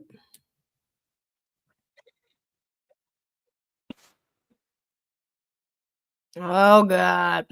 Let me see this. It's only 9 minutes. Let me play a little bit of it. Screw it. Let me play a little bit of it. Do I want to play a little bit of it? I kind of don't. Let me play a little bit of it anyways. I just got off exposing one cool. Let me see if I can expose two more. And it's crazy because I actually used to like the Hodge twins, which is crazy. When I was in like 2014-ish, I want to say I was in high school, or was it after high school? I feel like I was in, or was a little bit after high school. I was watching some of their vids. I used to like some of their videos. Me and my sister used to watch some of their vids, and I think they did like reaction videos or like story time, something like that. But I used to think that was funny. I remember that. I don't know what happened. I kind of lost their content. I don't know why exactly I stopped following or stopped watching their videos. I think I probably just got on to somewhere else. I don't know. But I think their content went more into like the red pill. I think they even I don't want to put nothing on them, but they're just out of my field of sight. Let me say that. The way they started doing their damn videos was not something that was popping my damn algorithm. So I just stopped watching their ass. And then a little while ago, I feel like a year or two ago, like a little while ago, I seen something about them. And I was like, oh, damn, they cool. Oh, damn, they might be some conservatives, or they might be, what I'm saying? They might be shutting. I don't know. It was some weird shit going on, but I was like, okay, I don't think they my cup of tea no more. So yeah, kind of just never watched their content. Now somebody sent me this though. And then when I seen Afro talking about it, I said, oh, maybe I should react to it because somebody just sent me this. And I didn't know, I wasn't really going to pay no attention to it, but I said, maybe I should go back and watch it. So I don't really know what this is. I have no idea what this is. I haven't watched it. I just sent it to myself because somebody else did. And like I said, I seen Afro react to it. But this says this white guy's opinions are going to trigger black folks. Now with Myron being up here first already is already a red flag because Myron is good. Okay, flimsy and fraud are not the brothers, that I like watching. Not the type of brothers I like watching. So already giving red flag if this is the event. If this is a white boy at one of their events, I'm sure he's going to say something blatantly anti-black, and they're going to find a way to justify it. But let's see. Got a damn good show. All right, I don't even know how to describe it. Just white dudes telling black people, you don't have the right to live around us. That should not be a right. That is crazy. Yeah, let's get that is crazy. That's Jim Crow. They gained a lot of weight too. They used to be like, swole. Them niggas look like dads now. That's crazy. It's like you don't get to use the same bathroom as me. You don't get to sit in the same area as me. That's nuts. Yeah. I need more context. Okay, let's check out this video. Living around white people is not a human right. You don't get to live with us all the time. All right. This is our country that we built. Yeah, white immigrants built this country. Thank you. Read the Naturalization Act of 1790.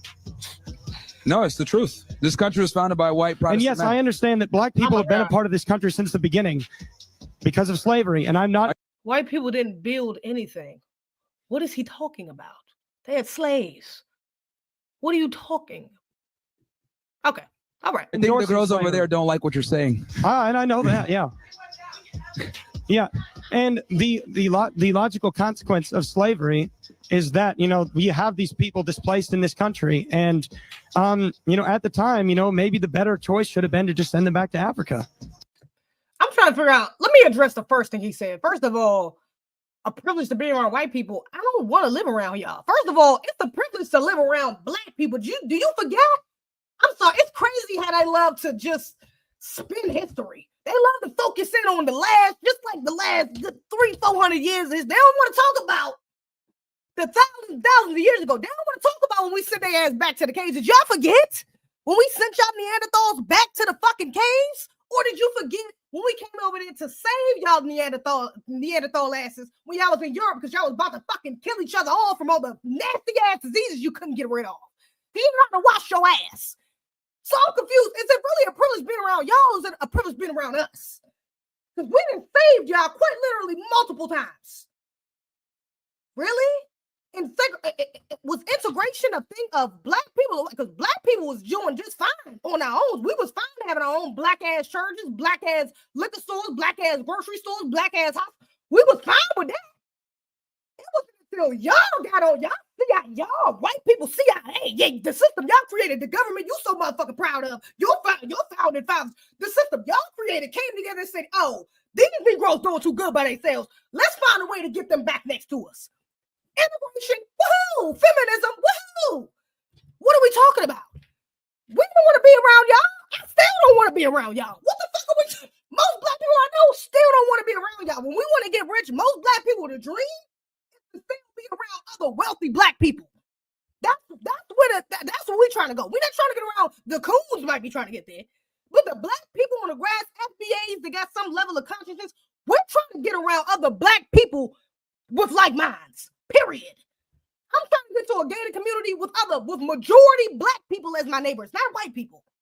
What are we talking about? Don't nobody want to be around y'all. Y'all want to be around us. This is that white supremacist logic again. They're so ass backwards in thinking.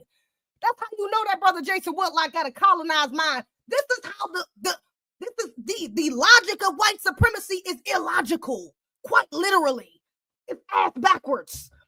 In what world would we want to be around you? Why would I want to be around? Y'all niggas can't even send your kids to school without blowing that motherfucker up. Why would I want to send my child to a school and risk them getting shot by one of your undisciplined, uncontrollable ass fucking teenagers? Why would I do that? I'm sorry, I'll wait. Let me know. The main reason why a black person will want to be around your white ass is because of the privilege. That's it. We're trying to get to that white space to get those white resources. That's it. Not because we want to be around you, but because you have access to the shit that me being around a bunch of niggas ain't gonna get me. Yeah. So now I gotta put myself around y'all in order for me to get what I need up out of you. I gotta disarm myself. Because for black people, when you're already armed, your skin is your arm already. Your arm was just your skin. Remember that. Your melanin is your weapon. So you're already armed. But you with a bunch of niggas? No. Hell to the no. What? White supremacists is scared to it's getting chilled to their bones. They can feel it. They're getting aches in their bones of the fear they have that you could, from the power that you could have from you unifying with another black person, whether it be a male or female. Y'all just friends, y'all brothers, y'all cousins, y'all in a relationship, whatever. Just the power that you get from unifying with that other black person shakes them to their core. So you have to be alone. And they make you feel that way.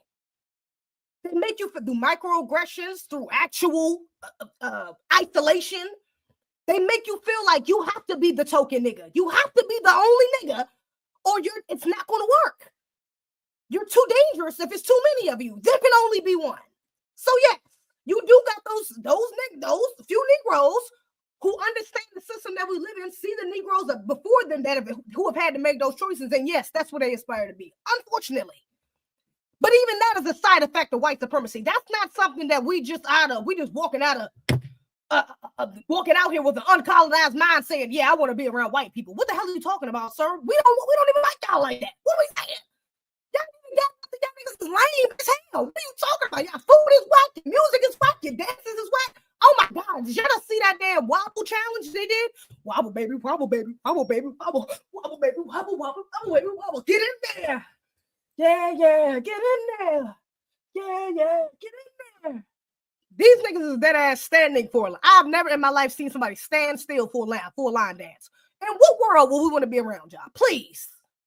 Y'all ain't giving nothing but mayonnaise and white bread. We don't give a fuck about what y'all got going on. We don't want to be around y'all.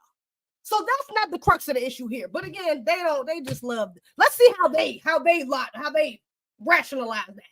Because I don't know how you getting black people just want to be. Let's just see.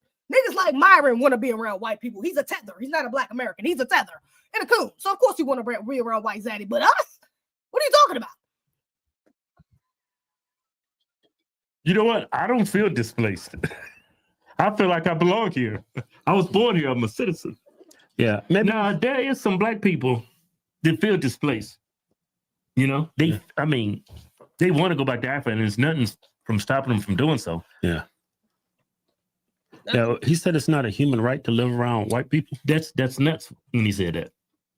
Yeah. I mean, white people are great, but y'all ain't that great. Look at the white progressive in this country. Yeah, you cherry picking. There's a lot of bad white people. There's a lot of bad black people. Don't get me wrong, but there's a lot of bad white people in this country too. Yeah, white progressives are like destroying this country. Yeah, with the help of black people. Yeah, let's keep going. Right. Because clearly. Okay, I'm a little surprised that they didn't. I mean, well, I guess they kind of going about it still low key kind of anti-black way, but I didn't expect it for them to say that about bruh. Okay, so let me see what else they say. I'm a little curious. Clearly, they can't integrate in a proper society and live with us without just murdering each other in the streets. So it really kind of makes you think, well, now, it's baked in now. What can we do about it? And, some people like, I watch Nick, like Jason Whitlock, he had that thing with Jason Whitlock where Jason Whitlock says, oh, well, if they're just Christian, man, then, things would be different. But then But I say, and this is what the white supremacists need, niggas like Jason Whitlock or Candace Owens for. This is what they need because they need to be able to legitimize their illogical white supremacist talking points with your black ass. They need your black ass validation to say, hey, look, it's not racist. Jason Whitlock said, da-da-da-da. Candace Owens said, da-da-da-da. Oh, it's not, it can't be racist because he just said, yeah, fuck out of here. You look at countries like the Democratic Republic of Congo, that country's 95% Catholic, roughly. Yep. And they have one of the highest murder rates in the world. And wait a minute, what? How we just go to Congo? That without just murdering each other in the streets. So it really kind of makes you think, well, now, it's baked in now. What can we do about it? And, some people like, I watch Nick, like Jason Whitlock, he had that thing with I know I'm watching Nick. He's talking about Nick Fuentes' ass. He's a white supremacist. Jason Whitlock, where Jason Whitlock says, oh, well, if they're just Christian, man, then, things would be different. But then you look at countries like the Democratic Republic of Congo, that country's 95% Catholic, roughly. Yep. And they have one of the highest murder rates in the world. And Well, yeah, because that's not their actual. I mean, it's a holiday fact. religion that was put on it. Is that a fact? I have to look it up, but I actually believe him. Yeah, I believe him. Yeah, we're talking African countries. 95% Catholic, and it's the murder capital of the world. You can say that for a lot of urban cities. That should tell you something, because Catholic, that's probably not their original religion. Interesting. I will be like, wow, that's amazing. Interesting. Catholic, and it's wow. It's 94% Catholic. Has the highest crime. Wow, that's very telling of the Catholic culture, wouldn't it be? Because are we talking about the people, or are we talking about the culture of which they're practicing? Wouldn't I say something? Wouldn't I be telling about the Catholic culture, not necessarily the African people? Because if the rest of the countries ain't Catholic like they are, and they got different results, then I would assume it's the religion they're practicing, not necessarily the people. But again, anti-blackness goes straight back to blaming on the black man. So Across America, black, a majority of the population is black, and you have a lot of Christians there, but they still killing each other. their country's it's a failed state. And it just really makes you think, is like, it's not a culture issue, it's not socioeconomics, it's not religion, then what is it? It's culture. There's got to be culture. yeah, it's the white supremacist culture. But I bet you they ain't gonna say that. It's the culture of white supremacy that has been ruling this earth ruling America for over 400 years for sure. But yeah, it's the white supremacist culture. But I guarantee you they're gonna find a way to let's see. You're a product of your environment. What those people in Congo need is some white people. That's what they need. No, he's not saying it's culture. It's more than it's genetic. We're flawed. We're a flawed race. Well, I don't think we're a flawed race. You don't think so? I think it's mostly cultural. Now, there's a fact that when it comes to IQ scores, cream of the crop is white and Asian. No, it's not. It's Asian. Yeah, so who creates the high Q test? Who creates those tests? Based off what factors is your intelligence based off of? Because I've heard multiple times that there are cultural biases. Yeah. And there probably is, because there was probably white supremacists that created that test. But they're not going to talk about that. Asian and then white. Yeah, Asian and white, right? And black people are like dead last. Yeah, but that's the thing about the whole IQ. Mm-hmm. Well, Asian countries have some great places, like Singapore and stuff like that. Yeah. Let's see what else he has to say. And we says black people, is he referring to black Americans or black people as a whole? Is he talking about black Caribbeans, black Africans, black? What do you mean black people is at the bottom of that poll? At the bottom of that, which I would like to see the statistics on that. Honestly, I don't know if that's right. I don't think that's right. I mean, IQ does play a huge role in it, and that's the thing that people don't like to discuss. But yeah, no, that's true, man. I mean, the truth hurts sometimes for people. People like Myron doing your job. He's getting his butter biscuits. That's what he's doing. That's what you need to do. This is the perfect tutorial for the Negroes who are trying to benefit under the system. This is the perfect. These are perfect examples of how you should go about doing so. You let white boys come up into your events, shit on your people, and then turn around and say, "Yeah, you know what? That's the hard truth. You validate it." That's what you do. And mind you, this is not even a black man. This nigga's a fucking, what is he? This nigga's like East Asian. I mean, like fucking, what is he? Basically a black Caucasoid. I mean, a Caucasian. From my understanding, this nigga's not even, what are we talking about? He comes from a culture where they shit on black people, and they're just some of them darker than us, looking like us. So he's not even of the people. He don't even classify himself of the people that white boy is talking about. But of course, he can still be used as a person to validate his nonsense because he's considered non-white, and moreover, he's looked at as black, and that's all you really need to be effective. Yeah, they've done meta-analysis on this with IQ and race, and the data doesn't lie. In general, black people tend to have lower IQs. So, wow. I mean, there's nobody denying that. Yeah. Right. But why is it Democrats saying the most educated demographic in this country is black women? And you know what? Even with that, it goes, and that's why I don't feel a need to even fact check that. Because it really doesn't matter. Who the fuck cares if we got the lowest IQs? Again, what is this test based off of?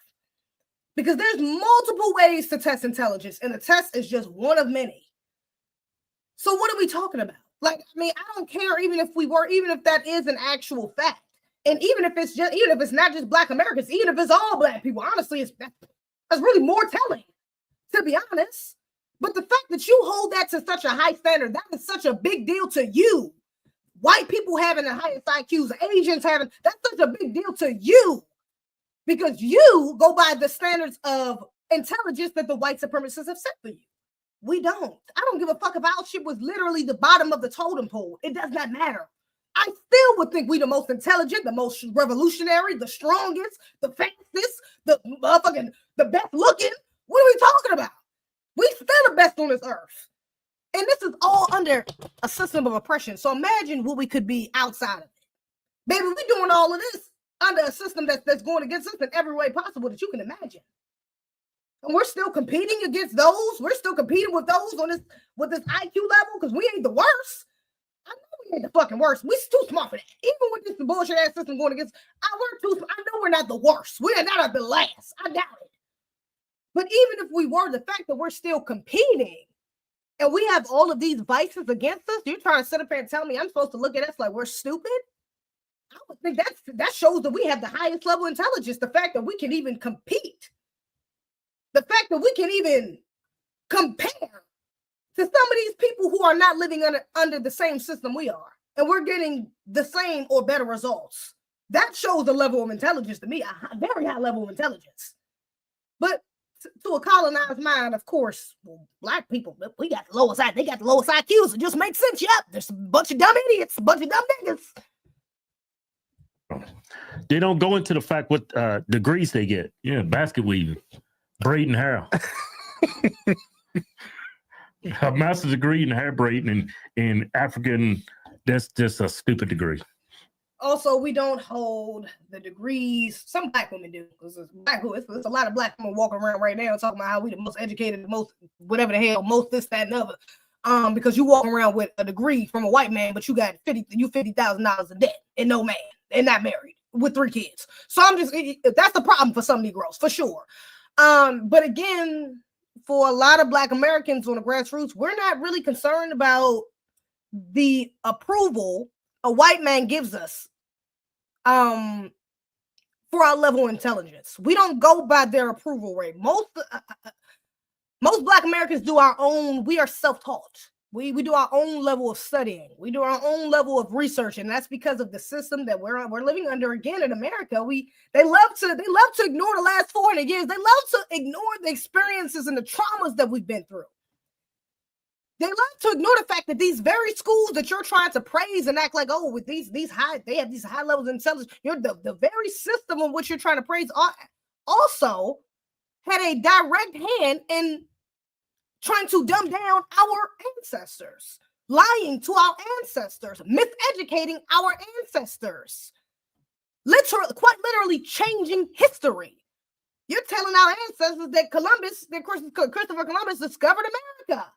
That was a well-known fact for a long time. Remember? That was something that was taught in schools as a fact, that he discovered America and he was this great man and he da-da-da-da. But you didn't learn. I didn't learn in school that he was a pedophile. I didn't learn in school that he was a fucking rapist and he was torturing people. I didn't learn that in school. I learned that at home. Because that's where a lot of us had to get our actual educations from, because we knew when we went to these schools, we was getting lied to. We was only going to these schools to attain enough information so we could get by in this system and make you think that we're thinking the way that you want us to. That's really the purpose for school for most Black Americans. Let me get enough out of this so I can function and get enough from out the world and by the approval of these crackers, because that's where I got to go back. They say I need at least an associate, or I at least got to have a high school diploma. I'm going to at least get that so I can start my own business. So I can do this, so I can look better for this resume, or so I can. But it's not to actually to really hold on to the knowledge, to get something from that knowledge, because it's not really knowledge. It's just information I got to use to my advantage. It's not knowledge. That's not the same. It's not truth, even. A lot of things they want you to remember in school, a lot of those history facts and things about it's not truth. Even if it's facts, it's not truth. So again, your standards, that's that colonized mind thinking. Your standards are of those of the white supremacists because your mind is still there, it's still under their thumb. So you're still thinking, oh, a black person can only be considered truly intelligent if they have a high IQ level, or they've been to this type of school, they qualify for this type of job. That's the way the white supremacists think. We don't need their approval. We don't have institutions. We don't have colleges. We don't own schools. So no, you're not about to go out and find a black-owned college for you to get a black-ass degree and get a black. So you know how you're going to do that? You're probably going to have to do that at home. You're probably going to have to find a mentor. You might have to do that at a church. You might have to do that with a group of people. You might have to do that at et cetera, et cetera. We have multiple vices of how we learn. That's why we have so many different, there's so many different ways, which is a good thing and a bad thing, for people to speak within our culture. So many different ways that you could come up off of just speaking, because it's so much that we've been forced to learn within each other, because we can't trust the outside. We can't trust the outside resources. They're just here to trick us. They just here to lie to us. They want us to believe a narrative that they want us to push, not the actual truth. So we've had to kind of go within ourselves to look for the truth. We're still dealing with that to this day. But I ain't gonna talk about that. Yeah. Yeah, but his first statement, he says black people don't have the right to live around white people. That's nuts. I mean, I think I've earned the right to live around white people. I live in a great white neighborhood. Yeah, I do too. I live right next door to you. Yeah. It is what it is. Living around white people is I want to say this. Not a human right. You don't living around white people is not a human right. That's crazy. Look, like black people, we make up what 13% of the population, and we do commit a majority of the violent crime in America. That's a statistical fact. But don't cherry pick the data. America also is the greatest. Is that a statistical fact? We create the most. What was that? Statistical fact. And we do commit a majority of the violent crime in America. We commit the majority of violent crimes in America. Let me just look that over real quick. That sounds like a white man to me. Oh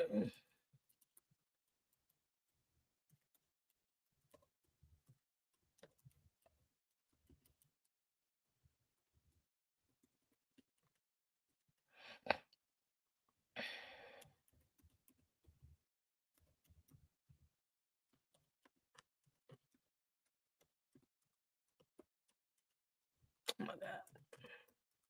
About to say type, bro. These nails is absolutely egregious. Did you mean who commits the majority of violent crimes in the USA? Yeah, sure. Let's go with that.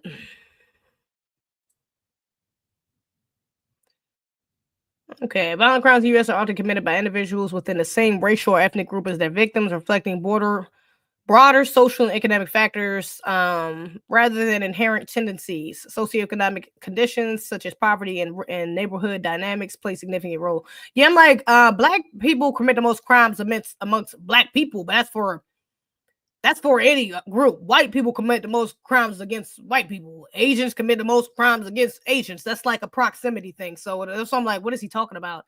No, we are convicted more. Right. I know we're convicted more, but we're also exonerated more. We're exonerated the most as well, because they love putting some shit on us that we ain't do. So we're also exonerated more. And you're correct, we are convicted the most. But that's why I'm like, do we actually commit the most? I don't think that's right. I don't think that's accurate. I don't think we actually commit the most violent crimes. I don't think that's right. That don't sound right. No, that don't sound right at all.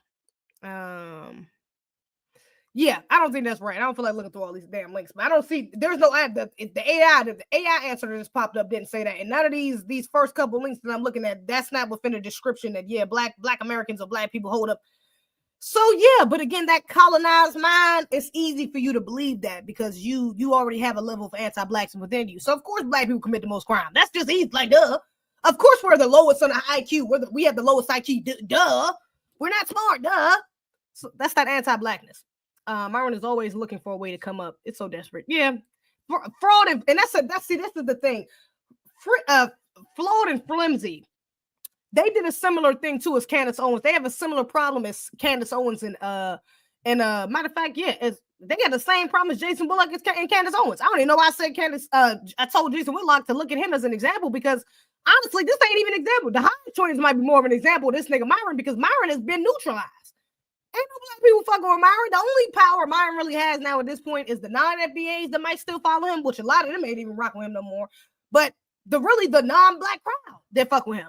That's why he got a white boy up here. It's probably a lot of white people in the crowd. But black people on the grassroots, black Americans specifically on the grassroots, he's been neutralized. He's not coming into black spaces with a voice. He's not coming into black spaces and people are looking at him like, oh, he might be, one of us. So people are automatically saying they not like us. You can't even speak here. You're not even invited over this way. He's not even invited to certain spaces because of the coonish things he's done. So what didn't I have another super chat? Did I look at that one? If I did. Roasting. I'm a bad. I forgot to look at that one earlier. Thank you so much for the super chat. Appreciate it. Oh, the super sticker. I'm not sure. I think is that super chat? Super chat. Hey Sis, much love to you. Myron has a coon chip. He does. And again, that's why I'm like, if y'all really think some of these people aren't getting paid by the CIA, you got to be crazy. I ain't gonna say who. It's fit and flimsy. I think it is. I think they get paid. I'm gonna say, I'll give y'all one who I think it is. I for sure think them niggas getting paid by the CIA. You crazy as hell if you don't think them niggas getting paid. This nigga Myron was already working for Homeland Security. You're crazy as hell. If you think, at least not him, at least Myron is not working for the CIA or some sort of government faction that is specifically here to go against, that has an agenda specifically against Black Americans in our unification. He's for sure under them. He's for sure under he has a white supremacist handler for sure. You crazy as hell if you think this nigga ain't got this big, went this viral the way he has, and done as much anti-black shit and got away with it. Ain't been as many. That nigga's working for the people. For sure. And he worked for working for Homeland Security was pretty much a dead giveaway. But yeah, they ain't the only ones that's out here getting paid to push an agenda that ain't got nothing to do with their Trump, nothing to do with what they're actually talking about or what they're trying to seem like what they're trying to push. For sure. But some of these people are actually getting paid. Yeah, they're agents of chaos. Some of these people really are agents of, and yes, it goes down to the internet. Please do not put nothing past your government. These niggas are wicked. Period. Yes, I'm talking about that little influencer that you've been following for a few months. They got 500,000 followers. They got this big brand deal. Yeah, that nigga might be a agent of chaos. Yeah, sorry to break it to you. Yeah, that YouTuber who you just thought who's faithless. Even if they're not faceless, that's not even a shot at the ones that's faceless, because not all of them are. The ones that's faceless are under the thumbs of white supremacists. Not to say that, but some of them, hell yeah. I'm just saying, y'all better pay attention. Some of this shit real live. It's the reason why certain creators, you see them a lot, even if you don't follow them. It's the reason why you see them a lot, or why they might just pop up on your mainstream. Why they all of a sudden they around a lot of celebrities. Why all of a sudden they leveled up. This shit just don't happen overnight. People want to act like this influencer thing is like, oh yeah, I just went 3 months and yeah, I got 1 million followers. Not quick. Some people is genuinely like that, but a lot of these people who's similar stories, nigga, yeah. I'm just saying, these people are paid agents of chaos. Be careful. Just saying. That's a statistical fact, but don't cherry pick the data. America also is the greatest economy in the world, the biggest economy in the world. Better than China, better than anywhere else. It's not just because of white people. Black people have, contributed to our economy too. They're like sports. Yeah, sports, entertainment, music. Right. Don't forget, there's a lot of like literally building every institution that mattered. Like literally upholding the economic system with free labor. What the fuck are they talking about? Like, this is not even funny. It's like, you're coonish. What is wrong with y'all? These people got Miss Wilson, man. Coonish is great. Black people that's very highly intelligent. Science, NASA. Yeah. I can't think of it. Y'all ain't see Hidden Figures?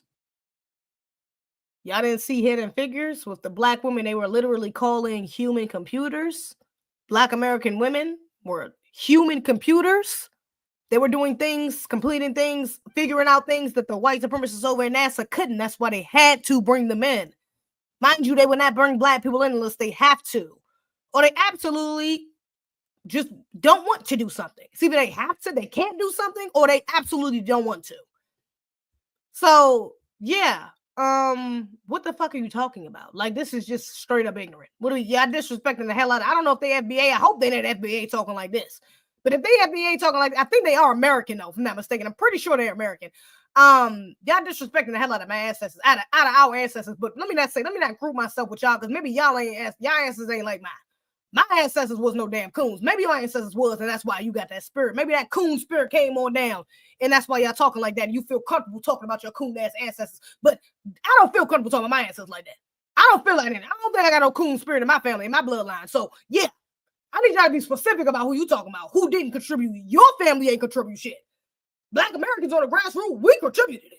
We built this motherfucking country. I don't know if your people didn't. Maybe your people was too busy bootlicking at the slave master's ass. Maybe your ass was too busy doing that for y'all to actually help and contribute to our progression. But my ancestors was contributing in some way, shape, or form. And a lot of our other Black Americans ancestors, they was contributing, or we wouldn't be here. They had to, or we wouldn't be here. But I'm sure it is. So, but you know, just to say that Black people shouldn't be here, that is crazy. Yeah, I think he's talking about not just Black people. Well, I think he is focusing on Black. He want the Blacks gone. He want natives gone. He want everybody gone. It's just for white people. That's wrong for anybody to say that. I understand if you come out and say, I don't want to live in a Black neighborhood, I would agree with you. I don't live in a Black neighborhood. But for you to come out and say Black people don't have the right to live around white people, that's Why don't not. you want to live in a Black neighborhood? That's so anti-Black. It's because you equate a Black neighborhood with the trenches. Let's just be real. You equate a Black neighborhood with rats in the street, trash, liquor store in every corner, cash check places, niggas trying to rob you. That's what you think a Black neighborhood is. I've lived in Black neighborhoods, I think literally my whole life. I'm trying to think of the time I wasn't in a Black neighborhood. I've literally been in a Black, my entire life. My entire life. I've only lived in the hood maybe twice. In high school, I lived in the hood. I guess it would be considered the hood, but not really. It was like the cool side of the hood. Ain't shit really happened in my way, around my way. It was the neighborhood beside me where shit was happening. The neighborhood behind us, shit was happening. What's that neighborhood called? I lived in Park Glen. I don't know if any of my North Carolina family is in the chat or is gonna watch this, but I lived in Park Glen, and what neighborhood was that? It was South. What was that neighborhood called? I forgot. But we lived on the hood side of town, but it wasn't that. Like, we was outside every day. What are we talking about? This was not. We went in the projects. We went in the tree. We lived in the hood. We went in the projects. Shit was cool. Shit wasn't dangerous. Shit was cool. But outside of that, I lived in the country. Other Black people, safe, sound, nothing crazy, cool. I live in a Black neighborhood now. Majority Black. Majority of my neighbors are Black now. I don't know if the whole neighborhood is Black, because I just seen some Latino kids. I was at the ice cream truck today, and I seen some Latino kids running. What the hell are we got that Mexican? Latino. The hell is going on? Because they live around the block. But look, what I'm saying is, and even neighborhood, even since I've been up here in the DMV, actually, even before when I moved outside of the South, even before I moved to the South, when I lived up here as a child, I lived in a majority Black neighborhood in Largo, Kettering. Most of the Black people around me were well off. Most of the Black people around me, we lived in all similar houses. They had similar jobs. Our kids. I went to a private school, nigga. I went to a Muslim private school. We was far from struggling. Let me say that we was not struggling when my parents were still together. Shit was good. It was cool. We was good. We was good. People, the kids that was around me and we was good. Was not nowhere near the hood. This was a regular ass neighborhood, like literally. And that's where I've been pretty much found myself all throughout life. But for some reason, because maybe they was around a lot of white people. So now they have this weird idea that, oh yeah, if you're around too many Black people, you're around a lot of Black people, it doesn't equate to the same status as a white person. You don't have the same amount of wealth. You don't have the same amount of, because there has to be lesser than because it's Black people. And it's like, what? Wow. Shows your anti-Blackness. It shows their level of anti-Blackness. That's cuckoo. Well, there's a lot more white people that agree with that statement. Yeah. I mean, think about it. I do not want to live in a black neighborhood. Yeah, because I know this. Let me finish. Even if I move in an affluent black neighborhood, right? Everybody got some sense, right? The one thing I still got to worry about is these established black people just doing well for themselves, having kids, and black culture destroying their kids and bringing that nonsense into the black community. Yeah. I'd rather live. You got to take into consideration. Okay, you live in a predominantly black neighborhood that's very wealthy. They're gonna bring people over, and some of those people are not gonna be up to par with who you let come in your house because they're gonna have baggage. Yeah, that's what I'm saying. Yeah. But that baggage is also in a lot of white homes. Yeah. You know? Yeah, of course. Yeah.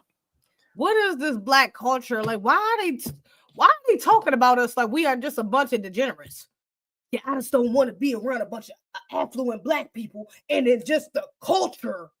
It's like what they're saying in simpler terms and less codified terms is we have a barbaric nature, and even the ones that civilized, the little niggas that come out of them, that nature might still come out and destroy us all. That's really what you're saying. What you're saying is you think black people have a beast-like mentality. We are uncontrollable. Fucking freaks. We need a system of white supremacy to control us. We need a system to teach us how to be human, how to be normal, how to know how to behave, how to teach our children, how to get that culture out of our children. We need this system for that.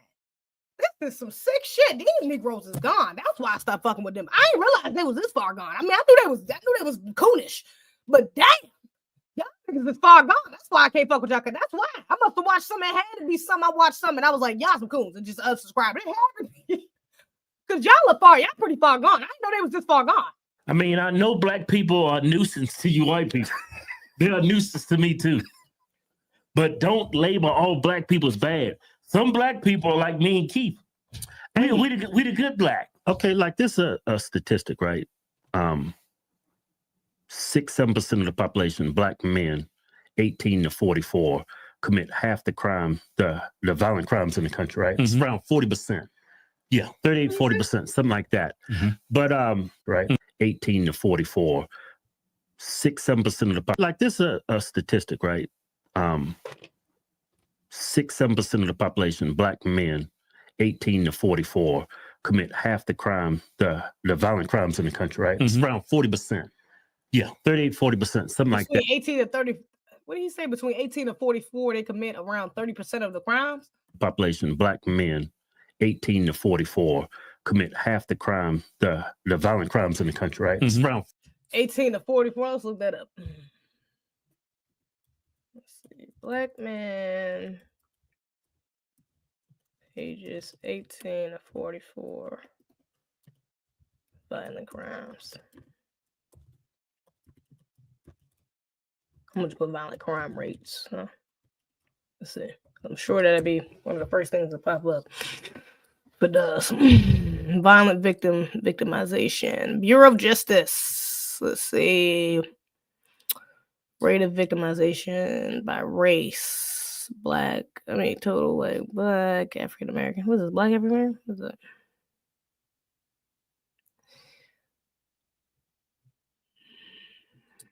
Hold on. 5-year period. My bad. Trying to get to what I'm looking for. Victim race origin. Offender race origin. Victim race origin. Okay, hold up. So white, black. Total. Wait a minute. What? Offender white. It says white has 15 million. Total number of violent incidents by victim and offender race of origin 2017 from this says, let me just share this right quick. Hold up. Am I tripping? Am I getting it wrong? Let me just make sure I heard what he said. Right 6-7% of the population, black men, 18 to 44, commit half the crime, the violent crimes in the country, right? Wait a minute. No. That's not what this joint say. This joint say, hold up. This is right here is the Department of Justice, the Bureau of Justice right here. This is a chart, the number of violent incidents by victim and offender race. Okay, so right, this is the offender. This is the offender's race, and this is the victim's race. So white, let me see, 8 million white men. Am I tripping? Am I reading this right?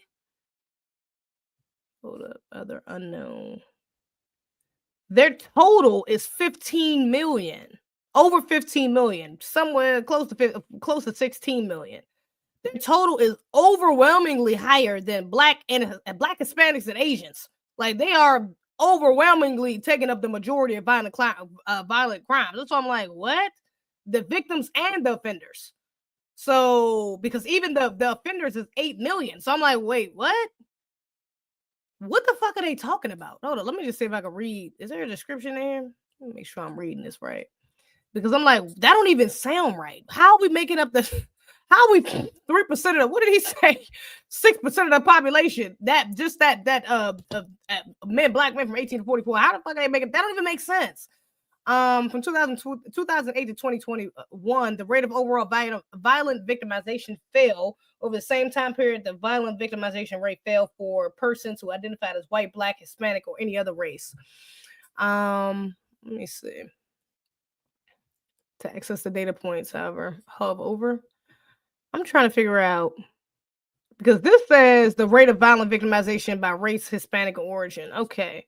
So this is other. This is I don't know. I'm not really understanding how they chart this. But what I will say is ain't no proof in that pudding, baby. That don't even sound right. That was stupid as shit. I'm sorry. Anti-black again, anti-black propaganda. I don't even feel the need to break it down all the way. That's why I just wanted to look it up right quick because I know it doesn't make sense. It doesn't even make sense. And even if it is true, it still doesn't make sense. That just again goes to show. That goes to show. Oh shit, hold up. Whoa. Damn, I've been live the whole time. Hold up. I gotta run it back. Run it back just a little bit, brother Nuri. Chill. Give me 10 more minutes. Let me finish what they say. Hold up. Around 40%. Yeah, 38, 40%, something like that. Mm-hmm. But I think it's all by the same people. You got a bunch of serial black people. Yeah. Yeah, because and why is that the case? Why you got all these repeat offenders out on the street? It's because of white people, progressive white people. Oh, that was a good point. Yeah. There's a lot of white people doing a lot of bad in this country, and they all lean left. Yeah. Like we had Jesse Lee Peters on the show. He said, do I love all... Kyle Rittenhouse was right-leaning. What? I'm sure them twins inside that Carmelo Anthony incident that just happened, that one of them, I'm sure the twin that passed and his family and his twin that live, I'm sure they're probably a right-leaning family, more than likely. They're in Texas, probably right-leaning. So, Well, white people, I say, hell no, because some of those people are progressive. Some of these people are evil, just white. Mm-hmm. You know, just to paint, just to look at black and white. Whenever you take race in consideration when you're trying to make a decision on anything, it's going to come out racist because it's based on skin color, it's based on ethnicity. Yeah, and not the actual person. Yeah, you need to take... I want to get back to the Martin Luther King days. Yeah. Judge me by the content of my character and not how black I am. The Martin Luther King days, you mean the days where they killed him because he was black and fighting for black people. But mind you, they killed him because he was black. You George Bush the hell out of there. I know. You judge me by the content of my character, not by my skin. Yeah. And that applies to white people. There's a lot of white people that can't pass that simple test. Got horrible characters. They're progressive. They left-leaning. Like you could ship out all the black people, right? You're gonna lose a majority of those black people, bad black people, but you're gonna lose some good black people. But you can be stuck with that crazy white lefty. Progressive. Yeah, y'all still got the same problem. You still got the exact same problem in this country. Oh, yeah, they some right-wing conservatives. I can't fuck with that, man. I can't rock with that. Talking about most black people fucked up anyways. Girl, boy, not for the reasons you think. Most black people do got a dosage of anti-blackness and dealing with symptoms, side effects of white supremacy. But that ain't the same reasons why I think we fucked up. We ain't got the same reasons. And that's what really be losing me. And that's probably why I kind of like their content at first, especially when I was young, because I've always, you just evolve.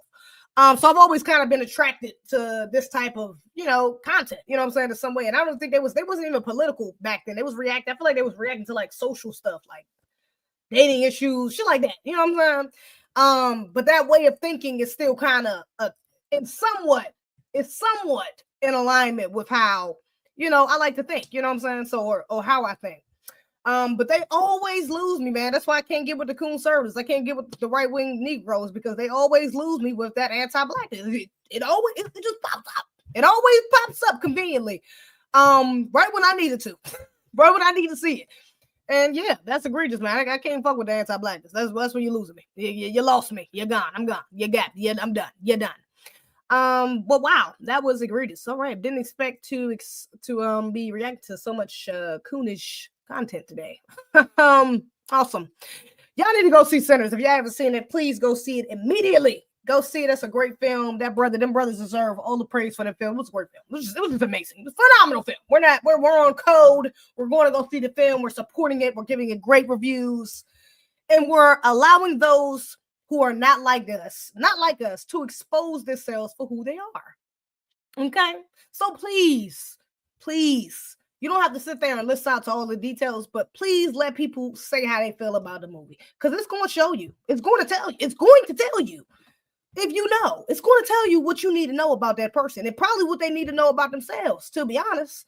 I think that's something you need to be on a mission for yourself. It's a little bit of self-reflection. If you walked out that movie and you felt a little uneasy, you felt disappointed, you felt like, I don't know why I didn't like it, it was you probably need to self-reflect. There's probably something within you that's holding you back from enjoying that experience for what it was. Just saying, anti-blackness, it comes in many different ways. Many. And all of us got a little bit of anti-blackness within us. I heard somebody say that Pill Boy, somebody I'm subscribed to. I like some of his content. But I heard him say that, and that's actually what made me subscribe to him. One of the first videos I seen of him, and he was like, "Yeah, every black person has a dose, some level of anti-blackness within them under the system." Period. I absolutely agree with that. It just comes out in different ways. For some people, it's like Jason Whitlock. For some people, it's like Candace Owens. For some people, it's it varies, but it's there for sure. So yeah, that's something that you should probably self-reflect on, so you can unlearn and relearn something more progressive, empowering, godlike, etc. I enjoyed this stuff. This was a cool little review. Protection from what are you scared of? Protection from what? That's the lie, the white supremacists, man.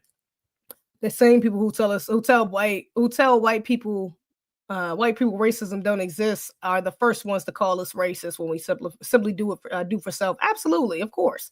That's the logic of white supremacy. That's exactly what he said. Protection from what? What are you scared of? Yeah. They have to continue to move the goalposts. Oh no, we're scared of you, and it's because we're trying to protect ourselves. Oh no, it's because we're trying to protect you from yourself. They have to continuously move that goalpost because they don't actually make sense. If you stand still and look at it for what it is, you're going to read it for the bullshit that it is. You're going to see the nonsense. But if you keep moving around, you keep somebody in chaos, you keep somebody confused, they can't keep up. Then they won't understand. Then you keep them in a cycle of